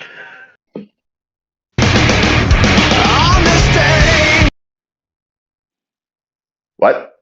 Oh, Did we go back in time? What happened? Pierce knows why I did that. because they talked about Tony Atlas's Twitter. Okay. Warranted. It's a direction you can fuck. Yes. Oh boy. All right. Big Anyways, meaty man slapping meat. To feet.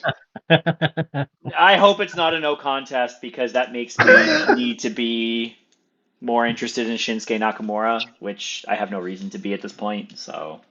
Yeah, but if they give this a no contest, then they can build to that. They have not been able to build a Shinsuke Nakamura feud in 7 years. That is not Shinsuke's fault. Not saying that it is, but if they can't do it, And the Seth feud last year was very interesting, but they just had him lose. He probably should have beaten Seth for the title. you know what else was an interesting Seth feud? Jinder Mahal. I would have been I fine thought so. if Jinder. They hindered Jinder. I would have been fine if Jinder won the title for a week. And that whole feud resulted in such the gong show that was the Seth Rollins injury into Mania and all that drama. So thank you, Jinder Mahal. Yeah, and you know what would have sold tickets at Mania? Jinder Mahal versus CM Punk. No, Jinder Mahal versus Drew McIntyre. That I would have honestly liked is to see like that a match. built-in story right there. There you go. But we can't get that now. What we can get is a triple threat match for the WWE Intercontinental Championship. Braun Breaker versus Sheamus versus Ludwig Kaiser. Yeah, thank God that's happening. Holy fuck, that's going to be a fucking banger, boy. Big meaty man slapping meat. Ludwig's And not a Ludwig big meaty man. You're overusing it. You got a big man, and you got And- two. You got a Yeah. medium and a medium sized man. I You wouldn't have even two call big Ludwig meaty men medium. in Sheamus and Braun. Sheamus isn't meaty. He, Uh, he he had like 2 weeks where he was burger after burger, and then I'm not saying he got fit thick. again. I'm saying just beefy. Yeah. Yeah, he's sizzling. I've never He's thought of lean cut. Sheamus as beefy. Never. The Gunther matches beg to differ. He just doesn't. I've never thought of him that way. Anyways, Braun Breaker wins. Yes. You know I have to what? believe so. I think so, but if they had Sheamus win by pinning Ludwig, I would be okay with it. I mean, Ludwig, I think, is definitely going to be on the verge of a pretty decent push here coming up. I mean, they foreshadow it with Gunter telling Ludwig effectively to stand on his own, and Ludwig's been showing out in his matches recently. And So his I have to promo. believe, yeah, oh, absolutely. I have to believe that he's going to eventually just go all the way out on his own. Not like a hard part from Gunter necessarily, but he just is so talented that he just is kind of just doing his own thing. And whether or not that involves him staying on the same show as Gunter, but not doing Imperium stuff, or maybe he goes to SmackDown with Tiff. Who's to say? Or maybe there's, whatever. We talked about brand switches kind of being up in the air for network changes and shit like that. But I mean, Ludwig has all the talent to stand on his own. And I think he's going to show out in this match for sure. He's going to lose, but he's going to show out. Of that much, I'm certain. Yeah, I definitely have a problem with Sheamus pinning Ludwig Kaiser, and the reason for that is Braun Breaker can't have two very, very short title reigns. That would be absurd. Can't happen. I get what you're saying, but I think that Braun could just stack up title reigns, even if they're short. But why? He's going to be what, the Charlotte Flair? Is that what we have to do with nepotism babies? Is just fucking give them tiny, insignificant title runs forever and ever? Like, come on now. Why not? No. It was wrong with Charlotte, and it'll be wrong if they do it with Braun Breaker, too. If there's one thing Steiners are good at, it's math. And you can't have math if you don't add a bunch of title reigns. No. You are That's wrong. some very convoluted logic there, Pierce. You are very wrong. Braun Breaker deserves Brandon, more than a month as champion. Brandon, it's convoluted logic, but you know what Steiner math is? Very It's convoluted. I'm aware. Oh, I was there when it was conceived, sir. That being said, what is it? But then what does it do for Braun's credibility? Like, Nothing. oh, he's That's a guy. the thing. Nothing. Like, this is a guy. Yeah, granted, like you're trying to build him to be like a world title contender, but you got to show if you're gonna be safe with him and have him hold the Intercontinental Championship as kind of a preface to that. You got to show that the guy can actually dominate in a champion's role too. Because then, what faith are you or anybody going to put in that guy if he can't hold on to his title for more than a couple months? Yeah, I feel like that, regardless of whether or not he gets pinned. You know what I mean? This is I get what you mean. This is on par with the whole dialogue we had a couple weeks back where Brandon was like, Cora Jade has to take the pin. It can't be Roxanne Perez. I feel like we're in the same boat here at the thought of Braun Breaker losing this match. It's just like it just can't happen. It can't happen. I would just like to see the Sheamus. Sure, but like it would feel so forced and so like it doesn't have to happen. It doesn't have to happen. I'm just gonna say, Sheamus doesn't have to be a Grand Slam champion. It doesn't have to happen. Sheamus. Oh, don't tell Sheamus that. I can tell Sheamus whatever. It doesn't have to happen. We don't have to force all these Grand Slam champions, especially if it's like going backwards. Anyways, I don't know. I feel like in Sheamus's case it makes sense because like he's a workhorse, or he's kind of crafted himself into a workhorse in his later years, and that's the title that's eluded him. So I get it. And WrestleMania is where I see that happening too, if it happens for him. But I also just want to say Survivor Series. So I'm looking at Braun Breaker's title defenses. So he had one title defense against Sami Zayn when he first won the title, then lost it to Jey Uso. And then here, he technically had one title defense, and that ended by, well, two, I guess. And they both ended by DQ. So he has had one clean title defense in his 2 reigns as champion. He cannot lose. That's just shameful. Spear one of them out of their boots. It's a shameful It will thing, be Lobster Ludwig Head. Kaiser, but And it might be the announce table. that was a hell of a spot on Monday. It's a dangerously spot. Guy is so goddamn fast. It's incredible. I'm Anyways, telling you, if he had any chest condition before that, he doesn't know. he That's for was damn sure. He was very tactful and just like skirting over the top of the table, but very impressive nevertheless. Gunther defends the World Heavyweight Championship against Damian Priest. Man, they've been making him all sorts of bitch made leading up to this match, huh? Yeah, I don't like how they presented Gunther the last few weeks since losing to Cody. It's an interesting dynamic for his character. I don't disagree. I'll I think agree it's with that. good character development. It's just I don't know how I like. It doesn't feel very lineal to me, you know, like.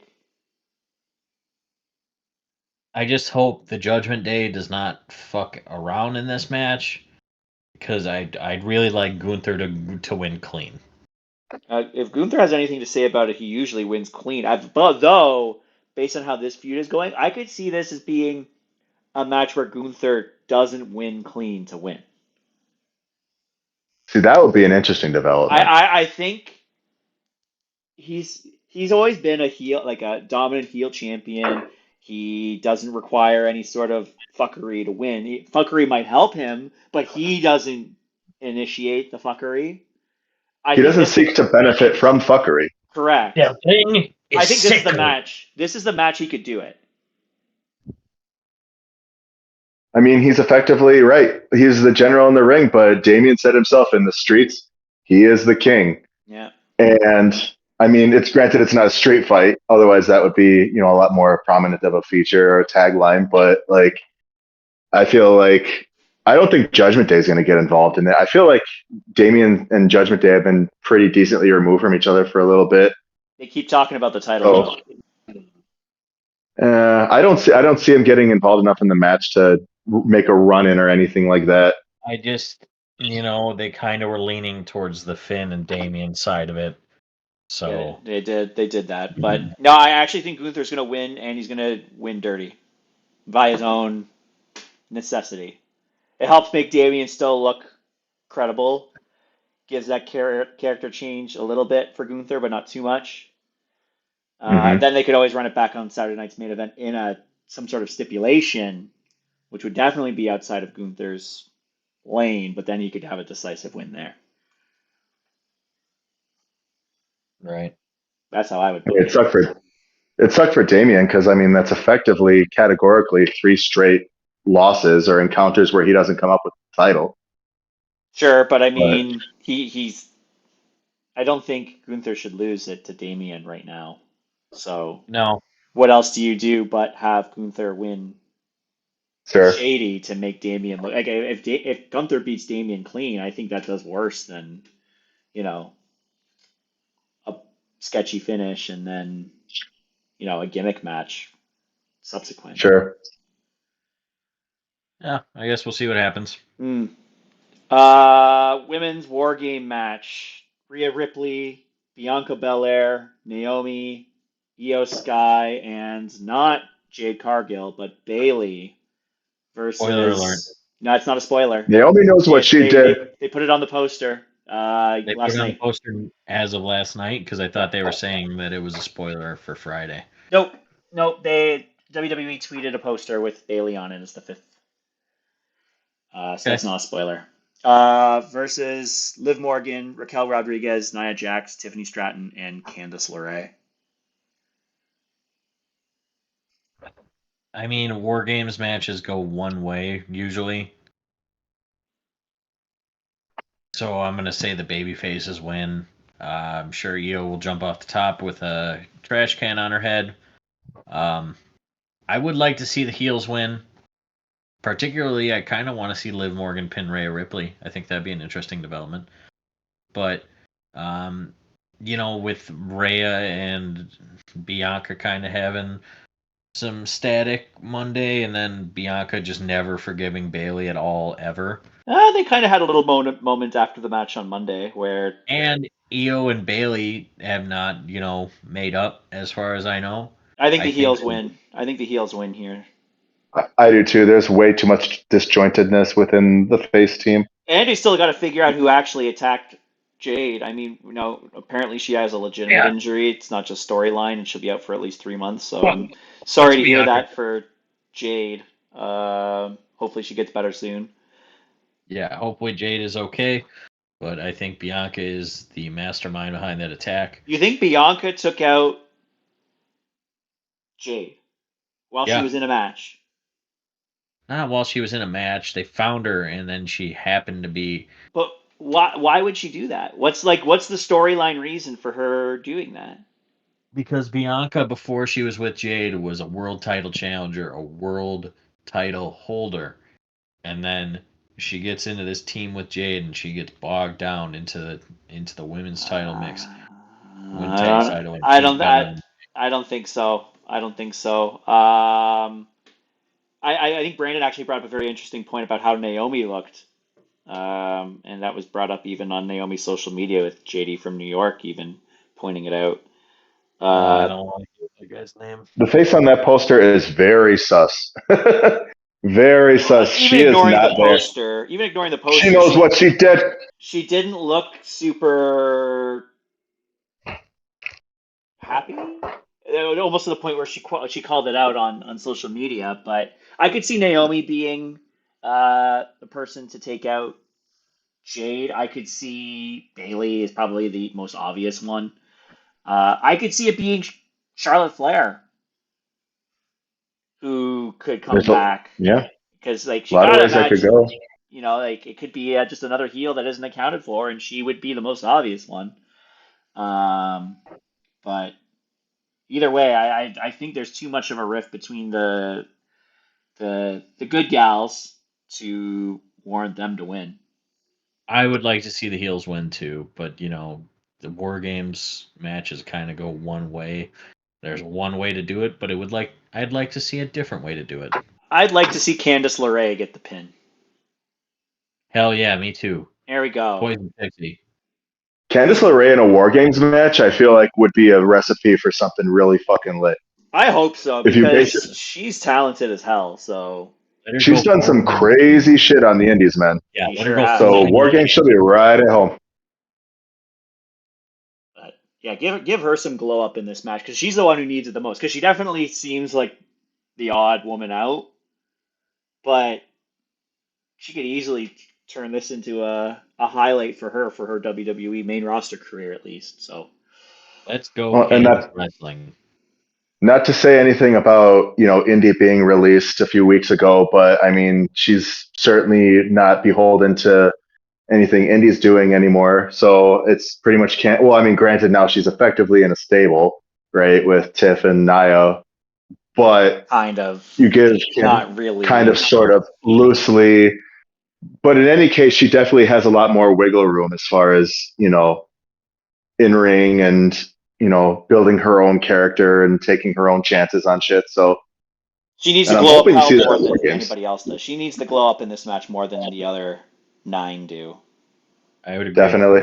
Or Raquel kind of does too, in fairness. But I'm not as convinced she'll get it. Yeah, Raquel hasn't had that. She hasn't had that much, like, I guess for lack of a better, she hasn't as much build towards the glow up as I guess as Candice has, because Candice has, like I said, been kind of in the background for a very, very long time. And she, if you look at her body of work, you could easily see how she could have inspired a lot of the female wrestlers today, just by like all the crazy shit she had done in like Pro Wrestling Guerrilla, in Chikara, and etc. So Candice, yeah, I'm Team Candice on this one, regardless. All right, we're all pulling for Candice to get the pin here. Damn Go right. Candice. And then what I would assume is the main event is the men's war game match.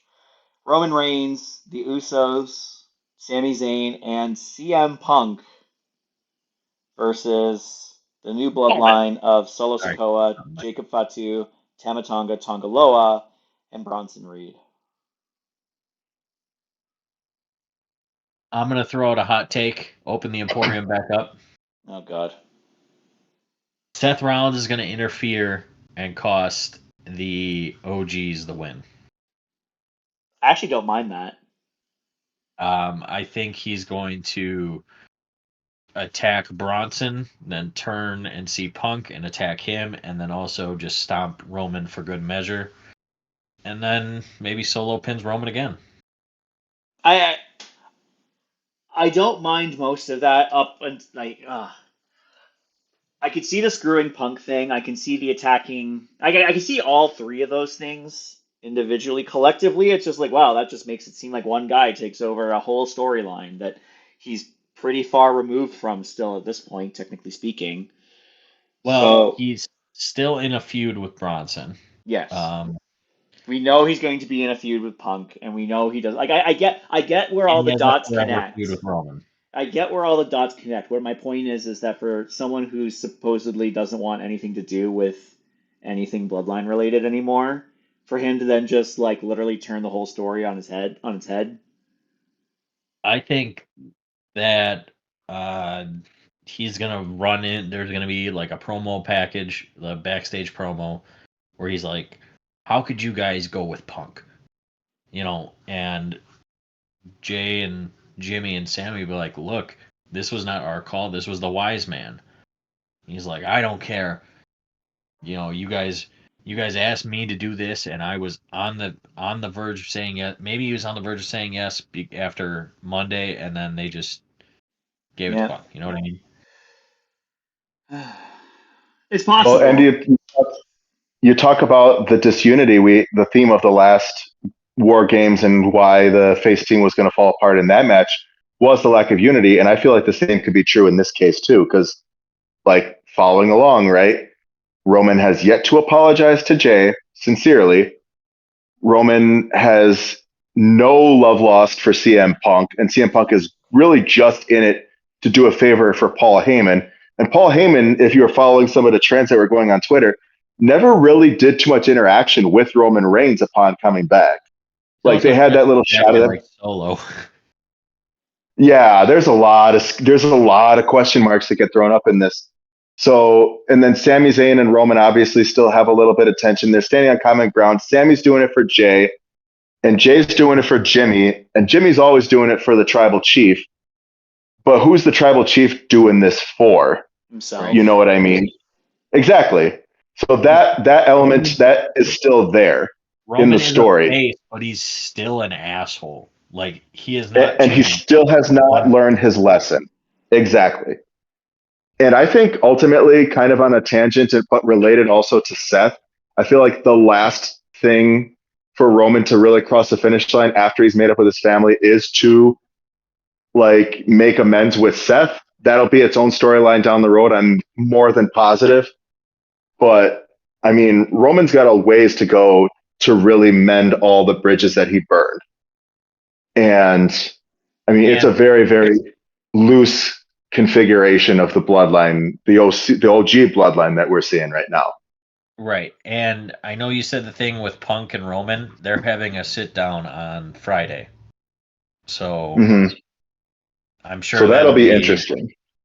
like the last time Roman and Punk like were even near each other was when they had that match at TLC where Punk had to make Roman look really strong. And That'll get brought up again, I'm sure. There've been a lot yeah, of callbacks recently.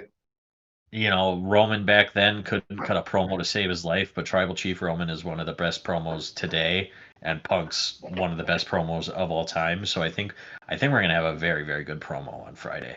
And this is Oh, not something. definitely. This is not something that they did live. This is a taped thing, right? Because I don't recall seeing I any believe so, yes. spoilers on And that. So and I mean, with just the mics picking it up, Roman asked CM Punk, "Why are you here?" And he pointed to him. He's like, "I'm here for your wise man."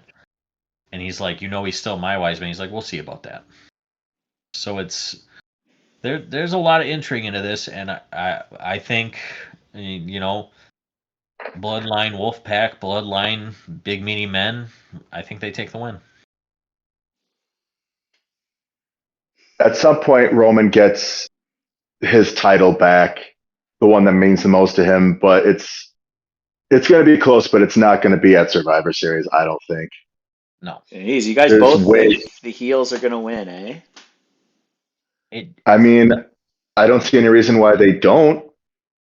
I mean, it could It's end the more feud. intriguing for me to see the heels win right now. But then the feud, like, does the feud need to continue? I think is the like how Where does does it new? progress from here?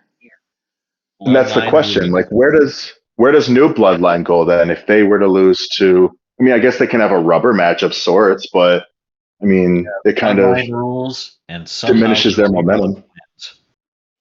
They already won a tag match. I mean, it's a different composition of people, but they already won a match at Money in the Bank. I guess, but right, it's different, right? Like, I mean, if you want a rubber match, then in reality, it should be Roman's team that should win. Especially because like they already lost, like they lost the last match too.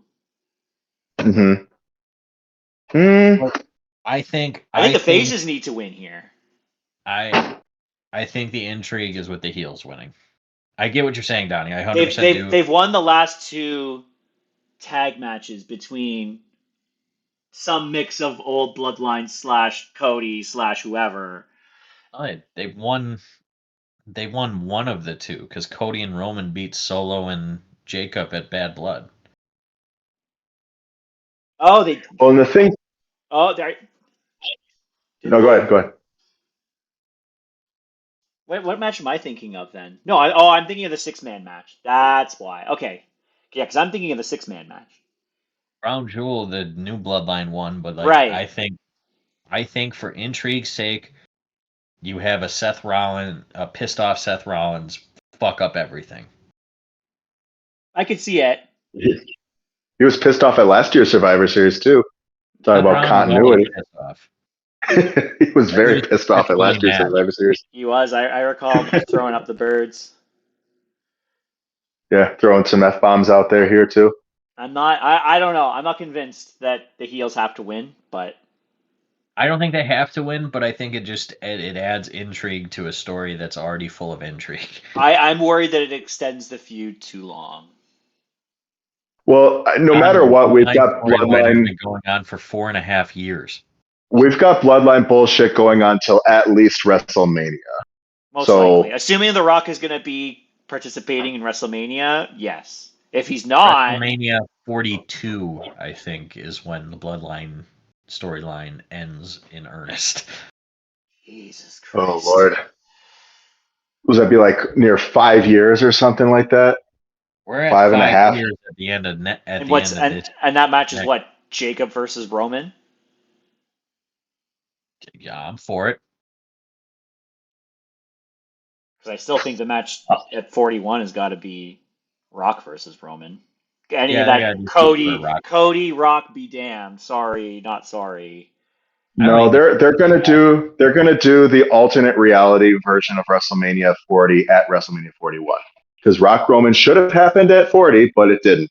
Seth and Punk should have happened at WrestleMania 40, but it didn't. So that's where they're gonna plug these two matches in. Cody never should have won the Rumble because CM Punk shouldn't have got hurt. But I mean, Cody was gonna win that Rumble anyway.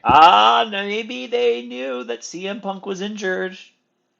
CM Punk got injured in the Rumble. Yeah, and they were smart enough to call an audible, unlike Adam Copeland calling an audible.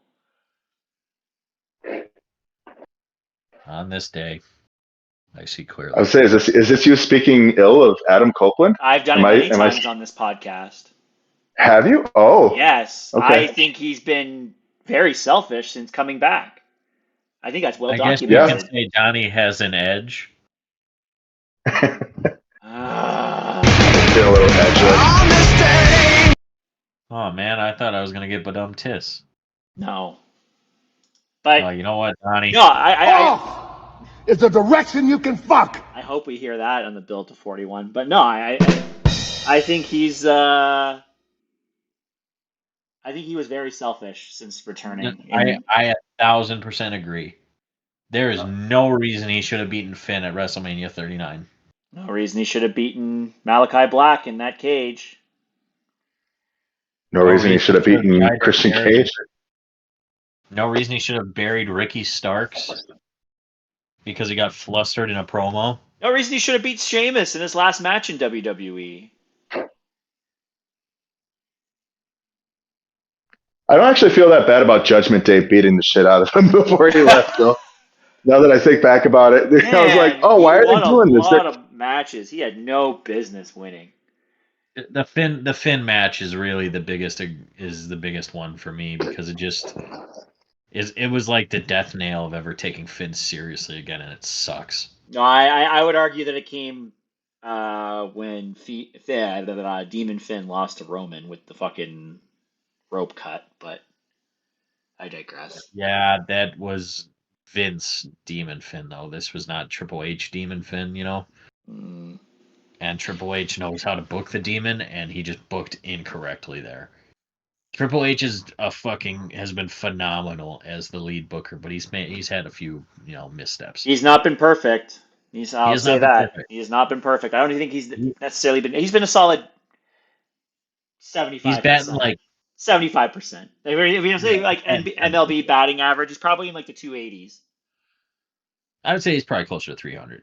Okay, 290s. I don't know if he's 300. 300 means you're a very consistent hitter. 295. Okay. Yeah. I think that's all we got though for this show. We're right at the 2 hour mark essentially, which I think is a good capper for this. Unless you guys wanted to add anything. First time in a while, boys. We were due for a long one. That's why I wanted to do it on the Tuesday. And let's think of the reason why we're doing this on a Tuesday, fellas. We've got Thanksgiving coming up. Now, I just want to say this is a time, and I've been trying to do this personally too. I feel like this is as good a time as any to steal a CVV gimmick. And you know what, boys? I'm thankful for a lot of things this year, and I'm just thinking, what a better way to end this particular episode of this podcast than for the three of us to go around the table and think of maybe 2-3 things, a couple 2 or 3 things that we're thankful for. I'm interested to hear what you guys got to talk about. What? This metaphorical table, because none of us are in the same room. This metaphorical round table where we have long and lengthy, girthy wrestling discussions. Oh, one word too many there, bud. Sorry. Well, there's 3 of us, 3 words. You know what they say about girth? Big meaty man slapping meat. I mean, depending on how your Friday night goes, I suppose. But I don't know if this button's going to survive. You know what button will survive, though? And that's what I'm very thankful for.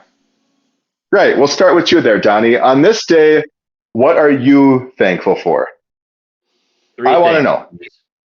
3 things? Oh, God. I'm usually not that thankful for that many things, to be honest. I'm thankful for Marta. Shout out, Marta. Shout out, Marta. And slightly Hail, less Marta. Fred Malfi. Shout out, Fred Malfi. Shout out, Cats. Shout out. Maybe we'll get them on the podcast one day. Fred's looking at I'm very interested to hear their takes. Obviously, that's like the cop-out ones. Cop-outs, you're thankful for them, man. No, I absolutely am, but like... Anyways. What else am I thankful for? Thankful for doing this show with you guys. It's fun getting to talk about wrestling consistently. Don't really get to do that very much, so I'm thankful for you guys. With people that are passionate. I'm thankful for... Yeah, just there's a basic shit. I'm thankful for still being happy and healthy in the grand scheme of things. Could have had a bad... could have had a bad... Happy. Yeah? Oh, yeah. Could always be worse, yeah. Yeah, when I'm not talking about wrestling, I'm very happy. I'm not actually. I'm a very cynical, pessimist guy naturally. So, but I have a good time talking about being that way. So, yeah, I mean, Pierce, how about you? That's what you get from me. No, that's what you get from me. So, well, I am thankful for my health. As you guys know, I recently had a surgery to fix a deviated septum. Everything is really going good with the recovery on that. I can breathe better now. Hell yeah. I'm also thankful for this show. For a long time, my wrestling fandom was kind of something I kept to myself. Didn't have too many friends that I could talk about with it, but now with wrestling being as popular as it is and, more and more people liking it, it's just fun to sit down for an hour, 2 hours, 3 hours, and really go in depth on the wrestling side of my life with two very good people. So thank you guys. Hell yeah. And Right on, brother. I'm thankful just, to be alive in general. Life is privilege. Oh, yeah. Not every day is going to be great, but I try and bring as much positivity in the world as possible, even with my crazy hot takes on this show. Brother, we Sheamus just- is not winning on Saturday. That's not really a hot take. It's just a want. It's just more, I just want positivity and love in the world, and it's the thing I've been saying for a while. I think tribalism is stupid, and I think everybody shitting on people is stupid. And let's just all treat each other with respect. It's not that hard. So I'll say if you like positivity in the world, you're going to hate what's coming up on Monday then. don't Oh, don't man. do What that a to me. segment. What a segment on Monday. Oh, wow.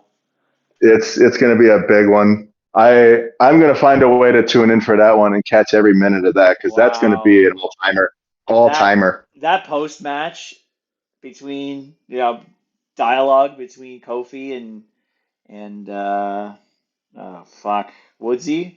Kofi? Oh, man. Kofi and Woods? Kofi and Woods, yeah. Man, that was incredible stuff. It's just them shitting on each other for the last 10 years worth of baggage that they've never got to do before. And I can't handle it, man. I was very sports entertained by it. I love that drama shit. It was surreal to see Kofi that heated because that's never a thing for him. Never. Even after losing to Brock in 6 seconds, he wasn't like that. He was the next week after that. He was just back to being good old happy Kofi. Yeah. So he never got a sniff at the title again. He was pissed off, and I think the criticisms on both sides were very valid from a character perspective. No, it's character perspective wise, they're both completely understandable. Yep. Kofi came in and brought Odyssey Jones for a cup of coffee so we know about him. Oh man. And Woods took exception to it because Kofi didn't fucking talk to him. It's understandable. Mm-hmm. And Woods never was able to get his shine. And Kofi said that he was nothing, and until the New Day, Woods really wasn't anything. So he's not good enough. That's why he wasn't given the playbook. I want to see Woods win a world title someday. I think he is that caliber of performer. And hopefully, wherever they go with this, it puts Woods more and more higher on the card. I think they're really trying to they went so far even with the outfit. Sorry, Brandon, I know you got to do your Thanksgiving and stuff. Oh yeah, no. You brought it up, so no. I got to talk about it. I almost think they're going too far on Woods being the bad guy, even so far as their outfits last night, where Kofi was dressed as Goku and Woods was dressed as Goku Black. If you know Dragon Ball Super, you'll know Goku Black is not a good guy. No, Goku Black is evil, but yes. Super Saiyan Rose is really cool. It is a cool looking transformation. I agree, and the whole fit was very cool. But I think they're going too far on Woods being the bad guy here. Could we see a Kofi heel turn? Imagine it's just Big E's return, and he's the one who turns heel. Oh man! Completely subvert expectations. He brings them all together, announces his comeback. Everyone gets a big pop moment, and just fucking destroys. And then he just fucking double clothesline, double big ending. Fuck all y'all. and then we get the appropriate time for this. Big meaty man slapping meat. Except Woods will definitely not be laughing. No, he would not be laughing. It's hard to clip everything perfectly, so I apologize. We get a little bit. Oh no. So. No, Anyways, it's hardly a criticism. I just had to say it. I'm like, uh, oh, he's laughing there. Well, won't be laughing then. not sure as hell Uh, won't. Brandon, what are you thankful for, brother? Oh man. Well, I guess the thing that I'm most thankful for this year, in spite of all the bad shit happening, I got a new, lease on a new. I don't want to say a new career path necessarily, but I mean, I kind of got out of a job that I had been meaning to get out of for a few years, and now that I'm out of it, finally, like I got this bartending gig going on, which is really sweet. And it's the first job that I've been able to say that I've actually really, really liked in a very long time from the get. So I'm thankful that I'm getting a chance to like grow myself and develop some new skill sets, meet some new people, make new connections, that sort of shit. Hell yeah. It frees me up for when I want to do, for grad school and everything too, which, my focus is going towards that again finally. And, Hell yeah. I'm looking to line that up for next fall. So that'll be a bear. And, I'm obviously still going to make as much time for the cast as I can, but understandably, some nights I might be a little bit swamped. So, but I'll pull through. It's all going to be worth it in the end. That's what everyone tells me anyways. So I'm thankful for that little shift in my life there. I'm also like you fellas, like I'm thankful for Philly when I was gonna skip out on paying $150 to shake Kurt Angle's hand, and eat some deli food and drink some unlimited alcohol. And I'm glad I made that turnaround and went ahead and did it, because then, here we are, right? I met the two of you guys. We had some great time, and it was great getting to meet the both of you, getting to know the both of you, getting to do this podcast together.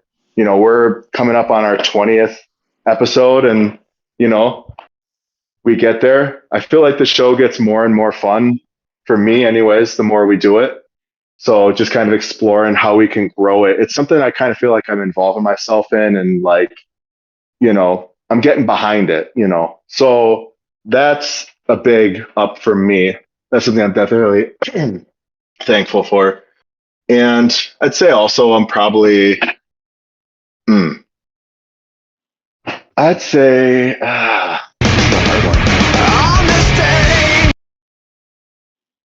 on this day, I'm, You're I'm thankful for the thankful. puns. Clearly. I'm thankful for soundboards and wonderful technology that allows us to do this experience together. I'm also thankful for the people who give this a chance too with us. Like it's a small group now, but it's sturdy, and I look forward to growing it. I mean, I talk about it with people out in the community too, and that's like you, Pierce. Like I don't really talk about it. Didn't really talk about it to people outside of maybe one or two, but I feel like people around my community kind of recognize that part. Like I told you about Austin, right? Like shout out to Austin, by the way, if you're listening. Yeah, he pulls up to me as he's bar backing at the local watering hole, and he's bringing up stuff from like fucking 8 episodes ago, and we're talking about it. And I'm like, wow, that's crazy. Like, and even if you have that, right? Like just to have someone who's invested in what you're doing and can run it back with you, it puts validation behind what you're doing. Like this is all fun at the end of it, right? But But like if we just were to to, get those press passes, we're I not. certainly would not. Exactly. I certainly would not be upset at the notion. Hell yeah. But it's cool just to have people who want to kind of involve themselves in this with us, you know. So I'm very thankful for that too. That's all I got to say about that, really. So, Oh. but yeah, thanks for sharing, fellas. Like I said, I'm all about the holidays and shit. Love me some Thanksgiving, fucking love me some Christmas. So this is got to get some Christmas on that soundboard there.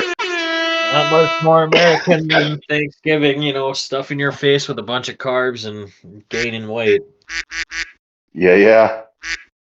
And a Canadian Thanksgiving, I assume I don't know, what do they eat? It's like poutine and pancakes? Off is the direction you can fuck. Not till you give me a fucking answer, asshole.